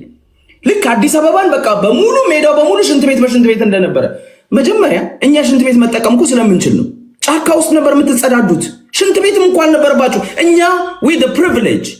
ቴዲ እኛ ሽንት ቤት እኮ የኖረን እኮ ስለሰለጠንን እኮ ነው። መንደር ውስጥም ቢሆን እኮ ሽንት ቤት ከሌለው ቦታ መጥተ ሽንት ቤትን አጸዳውላችሁ አትለኝም። ስለ ሽንት ቤት ሳታቅ ስለ ሽንት ቤት ጽዳት ልትነግረኝ አትችልም። who the fuck are you ማን አንተ? እዚ ኣብ መንጎ ማሕራን ኦሮሞን ዝፍጠር ዘሎ በቲ ናይ ቴዲ ኣፍሮ ደርፊ ጀሚሩ መን እዩ ምዕቡል መን እዩ ዘይምዕቡል መን እዩ በዓል ግዜ ስለ ዝኾንካ ኣብዚ ሓንቲ ዘረባላቶ ነዚያ ክስማዕኩም ደለ 40 ሚሊዮን ብር የሚያወጣ ባይዘወይ የቀበሌ ቤቶች ብቻ አይደለም ቴዲ የሚፈርሱት መንደሩን ነው የሚያፈርሱት። እኔ ከዚህ በፊት ነግሬያለሁ። አንድ ሴትዮ አንድ ካሳንቺስ የነበረች ሴትዮ እኔ መድረክ ላይ መታ የመሰከረችው ልንገር። ሴትዮ ሳይሆን እናት አባቶቿ 130 ዓመት የኖሩና አማሮች ናቸው። መሬታቸው ቢዝነስ አለ 10-20 ቤት አለው። ቤት ውስጥ ስጋ ቤት አለው፣ መጠጥ ቤት አለው። አፈረሱና እስካሁን ምትክ እንኳን አልሰጧቸው። ቦታውን ነጥቀው ለባለ ጊዜ ሰጡት። ለኦሮሞ ካድሬ ሰጡት። ለህዝብ እያልኩ አይደል፣ ለኦሮሞ ካድሬ ሰጡት። እነሱ ፎቅ እንስራበት እያሉ ቴዲ ፎቅ መስራትን ብር አላቸው፣ ቢዝነስ አላቸው። ልጆቻቸው ውጭ ናቸው። ቦታውን ነጥቀው ለባለ ጊዜ ሰጡት። ቴዲ ይሄ እቲ ዝግበር ዘሎ ዘይፍትሒ ኣብቲ ዓዲ ክሳዕ ክንደይ ከቢድ ከም ዝኾነን ህዝቢ መሓራ ሲስተማቲካሊ ካብ ኣዲስ ኣበባ ኮሪዶር ልምዓት ኢሎም ገዛውቶም ኣፍሪሶም ነቶም ድኻታት ጥራይ ዘይኮነስ ወላ ንዘለዎም ኣብቲ ቦታ እቲ ፓላሶታት ክሰርሑ ንዝኽእሉ እውን ዕድል ከም ዘይሂቡ ንካድሬታት ናይ ብልፅግና ከም ዝወሃብን ብኡ ጌርካ ድማ ነቲ ህዝቢ ካብቲ ቦታ ምግላፍ ይካየድ ከም ዘሎን እቲ ኣብ መንጎ እቲ ህዝቢ ዘሎ ቅርሕንቲ ድማ ብቐሊሉ ክፍታሕ ዝኽእል ኣይኮነን። and that's why እቲ ናይ ቴዲ ኣፍሮ ደርፊ ኢትዮጵያውነት ዝብል ንብዙሓት ኢትዮጵያውያን ክሕብሮም ዝፈተነ ግን ክሓብሩ ድማ ይደልዩን እዮም። ብፍላይ እቲ ናይ ብልፅግና ካድሬ ኣይተዋሕጠሉን ኣሎ። ገሊኦም ድማ ካብቲ ጉዳይ ዝተበገሰ ተስፋ ቆሪፆም ይመስለኒ። ሓደ ሰብ ካብ ብልፅግና ተቃዋሚ ክቅየር ቀሪቡ ዘሎ ቀቅን ምቅያሩ ዝገብራ ዘሎ ቪድዮ የምፃልኩም ኣለኹ። መስከርቱ ክትኮኑ ምንታን ማለት እዩ ገረበለ ነገራ ጠባ ማፈንስ ከፍታ ፀጉር መላከት ወላ ምንም አለው ወያኔ እኮ ስለ ዳላ ከዘፈነ ስለ ኤርትራ መገንጠል የዘፈነ አሰብን አስመልሳት ብሎ የጨፈረ ሰው ቴዳብሩ ከና ሞቶ ይሻላል። ከና ምንድን ነው ምንድን ናችሁ እናንተ? ከየት ነው የመጣችሁ? እዚ ሰብ እዚ ኣብዘን ዝሓለፋ እዋናት ዝርዮ ዘለኹ ቀፃሊ ነቲ ብልፅግና ዝቃወም ነገራት ወላ እኳ ብቐጥታ እንተደይኮነ ይዛረብ ኣሎ። ኤሌክትሪክ ተጥፉ ክትመልሱ ትኽእሉን ኢኹም ኣብ ዝብል ንሰምዖ ነርና ፀኒሑ ኣብዚ ጉዳይ ናይ ዓሰብ ኢትስ ቦሪንግ ኮለል ኣይተብሉና ዝዓይነቱ ሕጂ ድማ ንቴዲ ኣፍሮ መብዛሕትኦም ብልፅግና ካድረታት ኣንፃሩ ኣብዚ ዘብልዎ ዘሎ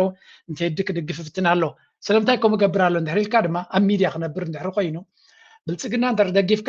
ብድጎማ ናይ ብልፅግና ጥራይካ ክትነብር ትኽእል እምበር ኣብ ሚድያ ክትነብር ኣይትኽእልን ኢኻ። ዝተፀለአ ስርዓት ኢኻ ተደግፍ ዘለካ። ለዛ ሚድያ እንድሕር ኮይኑ ረብሑ እውን ቀስ እናበለ ንዓቢ ጉሒፉ ክኸይድ እዩ ትርእይዎ ኣለኹም ማለት እዩ። ብሓፈሻ እቲ ናይ ቴዲ ኣፍሮ ዝፈጠሮ ሞመንትም ብዙሕ ዕግርግሪ ዝፈጥር ዘሎ እቲ ህዝቢ ድማ ብፍላይ ኢሊት ናይ ኦሮሞ በዚ ናይ ብልፅግና በዚ ናይ ቴዲ ኣፍሮ ገለተም ናይ ብልፅግና ካድረታት ነቴዲ ኣፍሮ ብምህራም ነቲ ህዝቢ ኣምሓራ ዘቆጥዑ ዘለውን ዝፀርፉ ዘለውን ዘይኮነ እዚ ቴዲ ኣፍሮ ዝብሎ ዘሎ ንኣታቶም እውን ዝምልከት ከም ምዃኑ እዮም ዝዛረቡ ዘለዉ እቶም ምሁራት ናይ ኦሮሞ። እዚ ድማ ብልፅግና መጋበርያ ገይሩ ከይፈልየና ንጠንቀቕ ተናግረዋል። በከፊል የመጀመሪያ ክፍሉ እውነትን ተናግረዋል። ኢትዮጵያ ሞታለች። ኢትዮጵያ ህዝቦች ተከፋፍለዋል፣ ተደፍጥጠዋል፣ ተለጉመዋል፣ ተለያይተዋል፣ እርስ በርስ ተጨራርሰዋል። አብሶሉትሊ ዳስ መጣል ይገባል። እያንዳንዱ ኢትዮጵያዊ ዳስ መጣል አለበት። አሁን እንደዚህ አይነት ነገር በኢትዮጵያ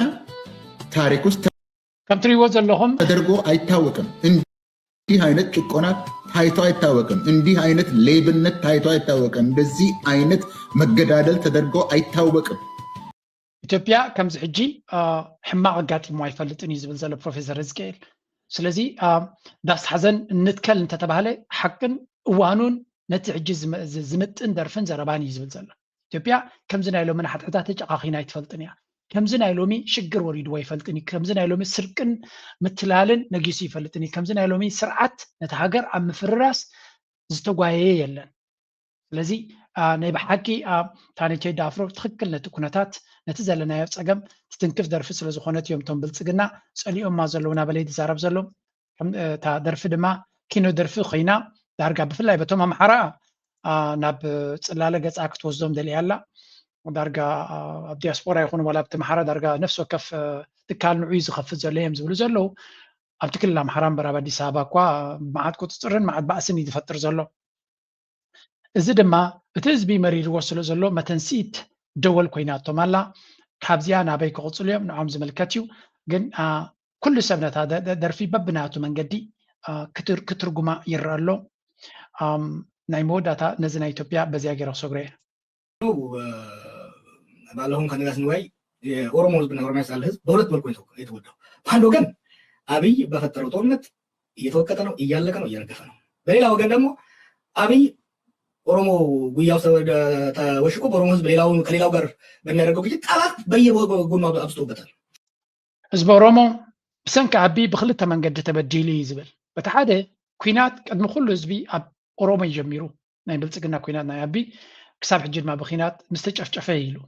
በቲ ካልእ ድማ በቲ አቢ ኣብ ኩሉ ቦታታት ናኸደ ዝገብሮ ዘሎ ዕንደራ ናይ ኦሮሞ መንግስቲ ስለ ዝበሃል ተፀላእነትን ፀገምን ኣብ ልዕሊ ኦሮሞ ድማ መዓት ኢሉ። ስለዚ አቢ ንህዝቢ ኦሮሞ ቀንዲ ሓደጋ ናቱ እዮም ዝብሉ ዘሎ። ኣገይን ንኣቢ ካብ ህዝቢ ከተውፅኦ ክትክእል ኣለካ ከተውድቆ እንድሕር ኮንካ ዝብል ፊሎዞፊ ኢና ንርኢ ዘለና። ኣቢ ናይ ማንም ህዝቢ ወኪል ኣይኮነን፣ መጋበርያ ናይ ኢማራት ኮይኑ ነታ ዓዲ ኣብ ሽግሪ እቲ ዘሎ ሓይሊ እዩ። ብኡ መጠን ድማ ንዑ ጥራይ ታርጌት ምግባር እዩ መፍትሒ እዮም ዝብሉ ዘሎ። ናይ መወዳእታ ናይ ትግራይ ብጌርና ናብ ኤርትራ ንስግር ይብልኩም ትማሊ ሓደ ጀነራል ናይ ኣሜሪካ መፅኡ እዩ ትማሊ ማለት እዩ ኣብይ እንታይ ዝገብር ወይ ነቲ ኣምባሳደር ናይ ኣሜሪካ ማሲንጋ ምስ ንጌታቸው ኣብ ኣልኮል ተኣሊኹ ሃይሊ ኮራፕት ዝኾነ ሰብ ኣብ ታሪክ ኣሜሪካ ከምኡ ዓይነት ኣምባሳደር ተራእዩ ይፈልጥ። ሃይሊ ኮራፕትድ ኩሉ ሰብ ይፈልጦ። ኣብይ ኣሕመድ ወይኑ ይልእኽ ኣሜሪካ ከምዚ ኢላ እናተባሃለ ክንፍርሕ ክንስንብት ኣብ ሓምሻይ መስርዕ ከዓ ኣቶም ሰባት ዓለም ከይተገልብጡና እናበሉ ትግራይ ናብ ጥፋት ንከምርሕዋ ናብ ቁልውላው ክትኣቱ ፋሕ ክትብል ዓለም ክግልበጠና ይናባልካ ተንኮል እዚ ኩሉ ሰብ ተረዲእዎ እዩ። ናብ ትግራይ ዝኾነ ፈረንጂ እንድሕር መፅኡ ከም ድሙ በስበስ ክበሃል ዘሎ ክዳና ኣመነ መቸም ኣብዚ እዋን እዚ ናይ ብልፅግና ካድረታት ቀዳማይ ታርጌት ገይሮም ዝሃርምዎ ዘለዉ ንስ እዩ። ምክንያቱ ንፃረ ናይቲ ዕላማ ብሓያል መንገዲ ዝዛረብ ዘሎ ንስ እዩ። ዳርጋ ኣንፃሩ ዝግበር ዘሎ ፕሮፓጋንዳ መጠን እዩ። ዳርጋ ብብዙሕ መንገዲ ሓንሳብ ናይ ሻዕብያ ቀንዲ ልኡኽ እዩ፣ ሓንሳብ ከምዚዶ ሓንሳብ ከምዚዶ እናተባሃለ ኩሉ ዓይነት ፕሮፓጋንዳ ኣንፃሩ እዩ ዝግበር ዘሎ። በት እቲ ኤንድ ኦፍ ደ ደይ እቲ ጉዳይ ከም ንሪኦ ዘለና እዚ ናበይ ገፁ ክኸይድ ከም ዝኽእል ንፈልጦ የብልናን። ጉዳይ ናይ ትግራይ ከምዚ ኣብ ቅድሚት ክንሪኦ ፀናሕና ምስቲ ታደሰ ወረደ ካብ ስልጣን ምውራዱ ኣብ ክብድ ዝበለ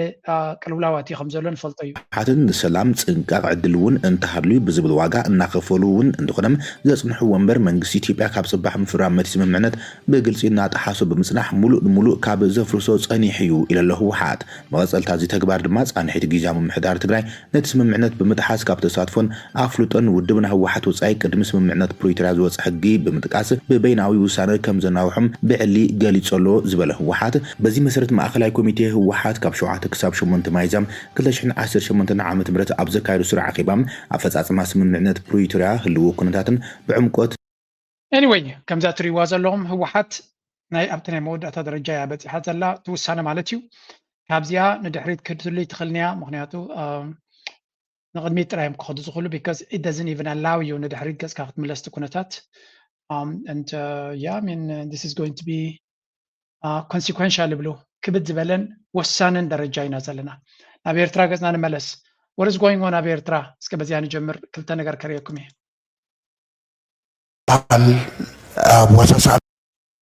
ሓንቲ ነገር ኣላ ቅድሚት ቅድሞ ታ ከብለልኩም ዘለኹ ከሪየኩም ዛ ናይ ዛ ህፃን ጓልና ክንሰምዓ ስለዘለና ኣብዚያ ሓንቲ ነገር ከሪየኩም እየ ዳንኤል እንታይ ይብል ነይሩ ሓንተቦ ይሩ ዘሎ ንኹንዑ ደድክመሉ ኩነታት ክመጽእ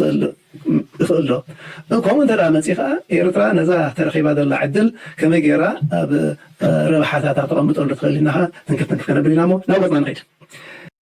ሓንቲ ኣብዚያ ለንቀነ ብተደጋጋሚ ኣብ ጽሑፍ ትወፅእ ዘላ ኤርትራ ነዚ ሕጂ ዘሎ ናይ ነዳዲ ሕፅረታት ኤርትራ ብሓቂ ነዳዲ ኣለዋ ድየብላ ንዝብል ነቕፋ ኤነርጂ ቀጻሊ ኣገዳሲ ሓበሬታ የውፅእ ኣሎ ሓደ ኮንፈረንስ ኣብ መወዳእታ ናይ ዝወርሒ ኣብ ሸርመል ሼክ ግብፂ ክካየድ ምዃኑ ኣብ ግምት ኢኻ ኤርትራ ስለምንታይ ኣብዚ ሊስታ ቻይና ትገዝኣለን ዘላ ዘየላ ዝብል ዘረባ ካን ኤርትራ ፖቴንሻል ቢ ኦን ቢሎው ሊስት ቻይና ትገዝኣለን ነዳዲ ሃገራት እዚኣተን እየን ኢሉ ኣብዚ ሊስታ እዚ ክትህሉ ትኽእል ዶ ንዝብል ሓንቲ ኣብዚ ሂብዋ ዘሎ ኤርትራ ስለምንታይ ኣብቲ ሊስታ ዘላ it is the most critical natural resource Eritrea possesses ኤርትራ ነዳዲ ከም ዘለዋ ዘተንብህ ፋክት 100% ሓቂ ኣብ 1969 Mobil experienced a significant gas blowout at the C1 exploration well in Eritrean Red Sea ቅድሚ ኣብ 1969 ሞቢል ዝበሃል ናይ ሓደ ናይ ነዳዲ ናይ ጋዝ ካምፓኒ ማለት እዩ ኣብ ኤርትራ ሓደ ናይ ጋዝ ተተኪሱ ዝወፀ ከም ዘጋጠሞ ይነግራሎ the well located offshore flowed uncontrollably for 55 to 60 days ካብ 55 ክሳብ 66 መዓልቲ ካብቲ ዒላ ብዙሕ ከም ዝወፀ እዩ ዝነግር ዘሎ እዚ ድማ ኤርትራ ከም ዘለዋ እዚ 100% ዘጋጠመ ሓቂ ኢሉ ዝዛረብ ዘሎ impact the incident was a major event in early Eritrean offshore exploration ስለዚ ኣብ ባሕሪ ኣብቲ ገማግም ባሕሪ ናይ ኤርትራ ዘጋጠመ ማለት እዩ proving the presence of hydrocarbons specifically gas ኤርትራ gas ከም ዘለዋ ዘረጋግጽ ነገር ከም ዝኾነ ዝነግር ዘሎ context the C1 blowout along with other findings identified a large salt basin with potential for both oil and gas in the area ስለዚ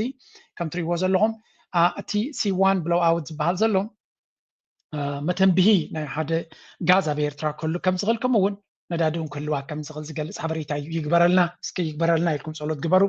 ስለዚ ኣብዚ ሕጂ ዘሎ መድረኽ ስዑድያ ምስ ኤርትራ ጽቡቕ ዝምድና ኣለዋ ቻይና ምስ ኤርትራ ጽቡቕ ዝምድና ኣለዋ ኣሜሪካ ድማ ናብ ኤርትራ ክትፍትን ትኽእል እያ ዝበሃል ዘሎ let's see I hope እዚ ጉዳይ እዚ ከም ገለ ኮይኑ ናብ ገለ ክበጻሕ ኤርትራ ድማ እዚ ዘረባ እዚ ኣብ ብዙሕ ሰሚዕኩም ኣለኹም ዝዝረብ ዘረባ እዩ ሓደ መዓልቲ እቲ ነገር እቲ ኣብ ትግባረ በፂሑ ኤርትራ ነዚ ነገር እዚ እውን ክትበፅሖ ንደሊ ምክንያቱ ክንደይ ግዜ ኢና ድኻታት ንዝተሸገርና ኮይና ክንከይድ እዚኣ እውን ብብዙሕ መንገዲ ተስፋ ክንገብረላ ነቕፋ ኤነርጂ ዝብል ኣብ ኤክስ ፈሎው ግበርዎ you can get a lot of information like this ሓደ ጽቡቕ ዝኾነ ፔጅ ናይ ኤርትራውያን እዩ ፈሎው ክትገብርዎ ድማ ሪኮመንድ ይገብረልኩም ኣብ መወዳእታ ናይ ሎማ ኣርእስቲ በዛ ናይ ተዋስኦ መክድሙድ ፓፓጋሎ ክንጠቕሶ ስለ ዘለና እዩ ምክንያቱ እንድሕሪ ተወጢጥና ኣለና ኣብ ኣዋሳሳ ዋላ ኣለም ሰገድ ሓንቲ ወይ የልዕሎ ነይሩ ካልኦም ብፅፈይ እውን የተናኽፍዎ እዮም ዕጨን ኮይኖም እዮም ዝስምዖቶም ካራክተርስ ምክንያቱ እንታይ እቲ ናይ ፓፓጋሎ ስክሪፕት ሒዙ ጠጠው ድብል ኣሎ ኣየፅንዕን እዮም ቶም ተዋሳእቲ እቲ ምልባስ ኣፅኒዕከ ምምፃእ ብዛዕባ ክዳውንትን ፀጉሩ ከመይ ክኸውን ኣለዎ ምንቅስቃሳቱ ከመይ ክኸውን ኣለዎ ድብል እዚ ንግደፎ ደገ ወፂ እዩ ወረቐቱ ሒዙ ትደንብብ እንታይ ድብል እንታይ እኺ ትብልኒ ዘለኺ ኢሉ የንብብ እሞ ተተዋሳኢ ንዓኣ ሰሚዑ እንታይ እኺ ትብልኒ ዘለኺ ወይነ ጉድ ማራ ኢና ተዳኺብና ዘለና እዚ ተኮይኑ ተሓቂ ሓቆም ድዮም ናብ ዓት ፊልም ክሰርሑ ብከምዚ ተኮይኑ ደኣ ሸምዲድካ ተላቢስካ ዝበሃል የለን ኦ ማይ ጋድ ዝሕዝን እዩ كيتكم رأيوا أبير لينك يزلوا بزعباتي قداينا في البتاتنا إيرترا anyway كيتكم أبير لينك سمعوا نايلو مارس سابزك ودي بزا قوقع حزخونة قال نايبا حق ندي قرئي يزلغون ولدا يغني لنا نابلكو نزا درفنيش تيك اسمعكم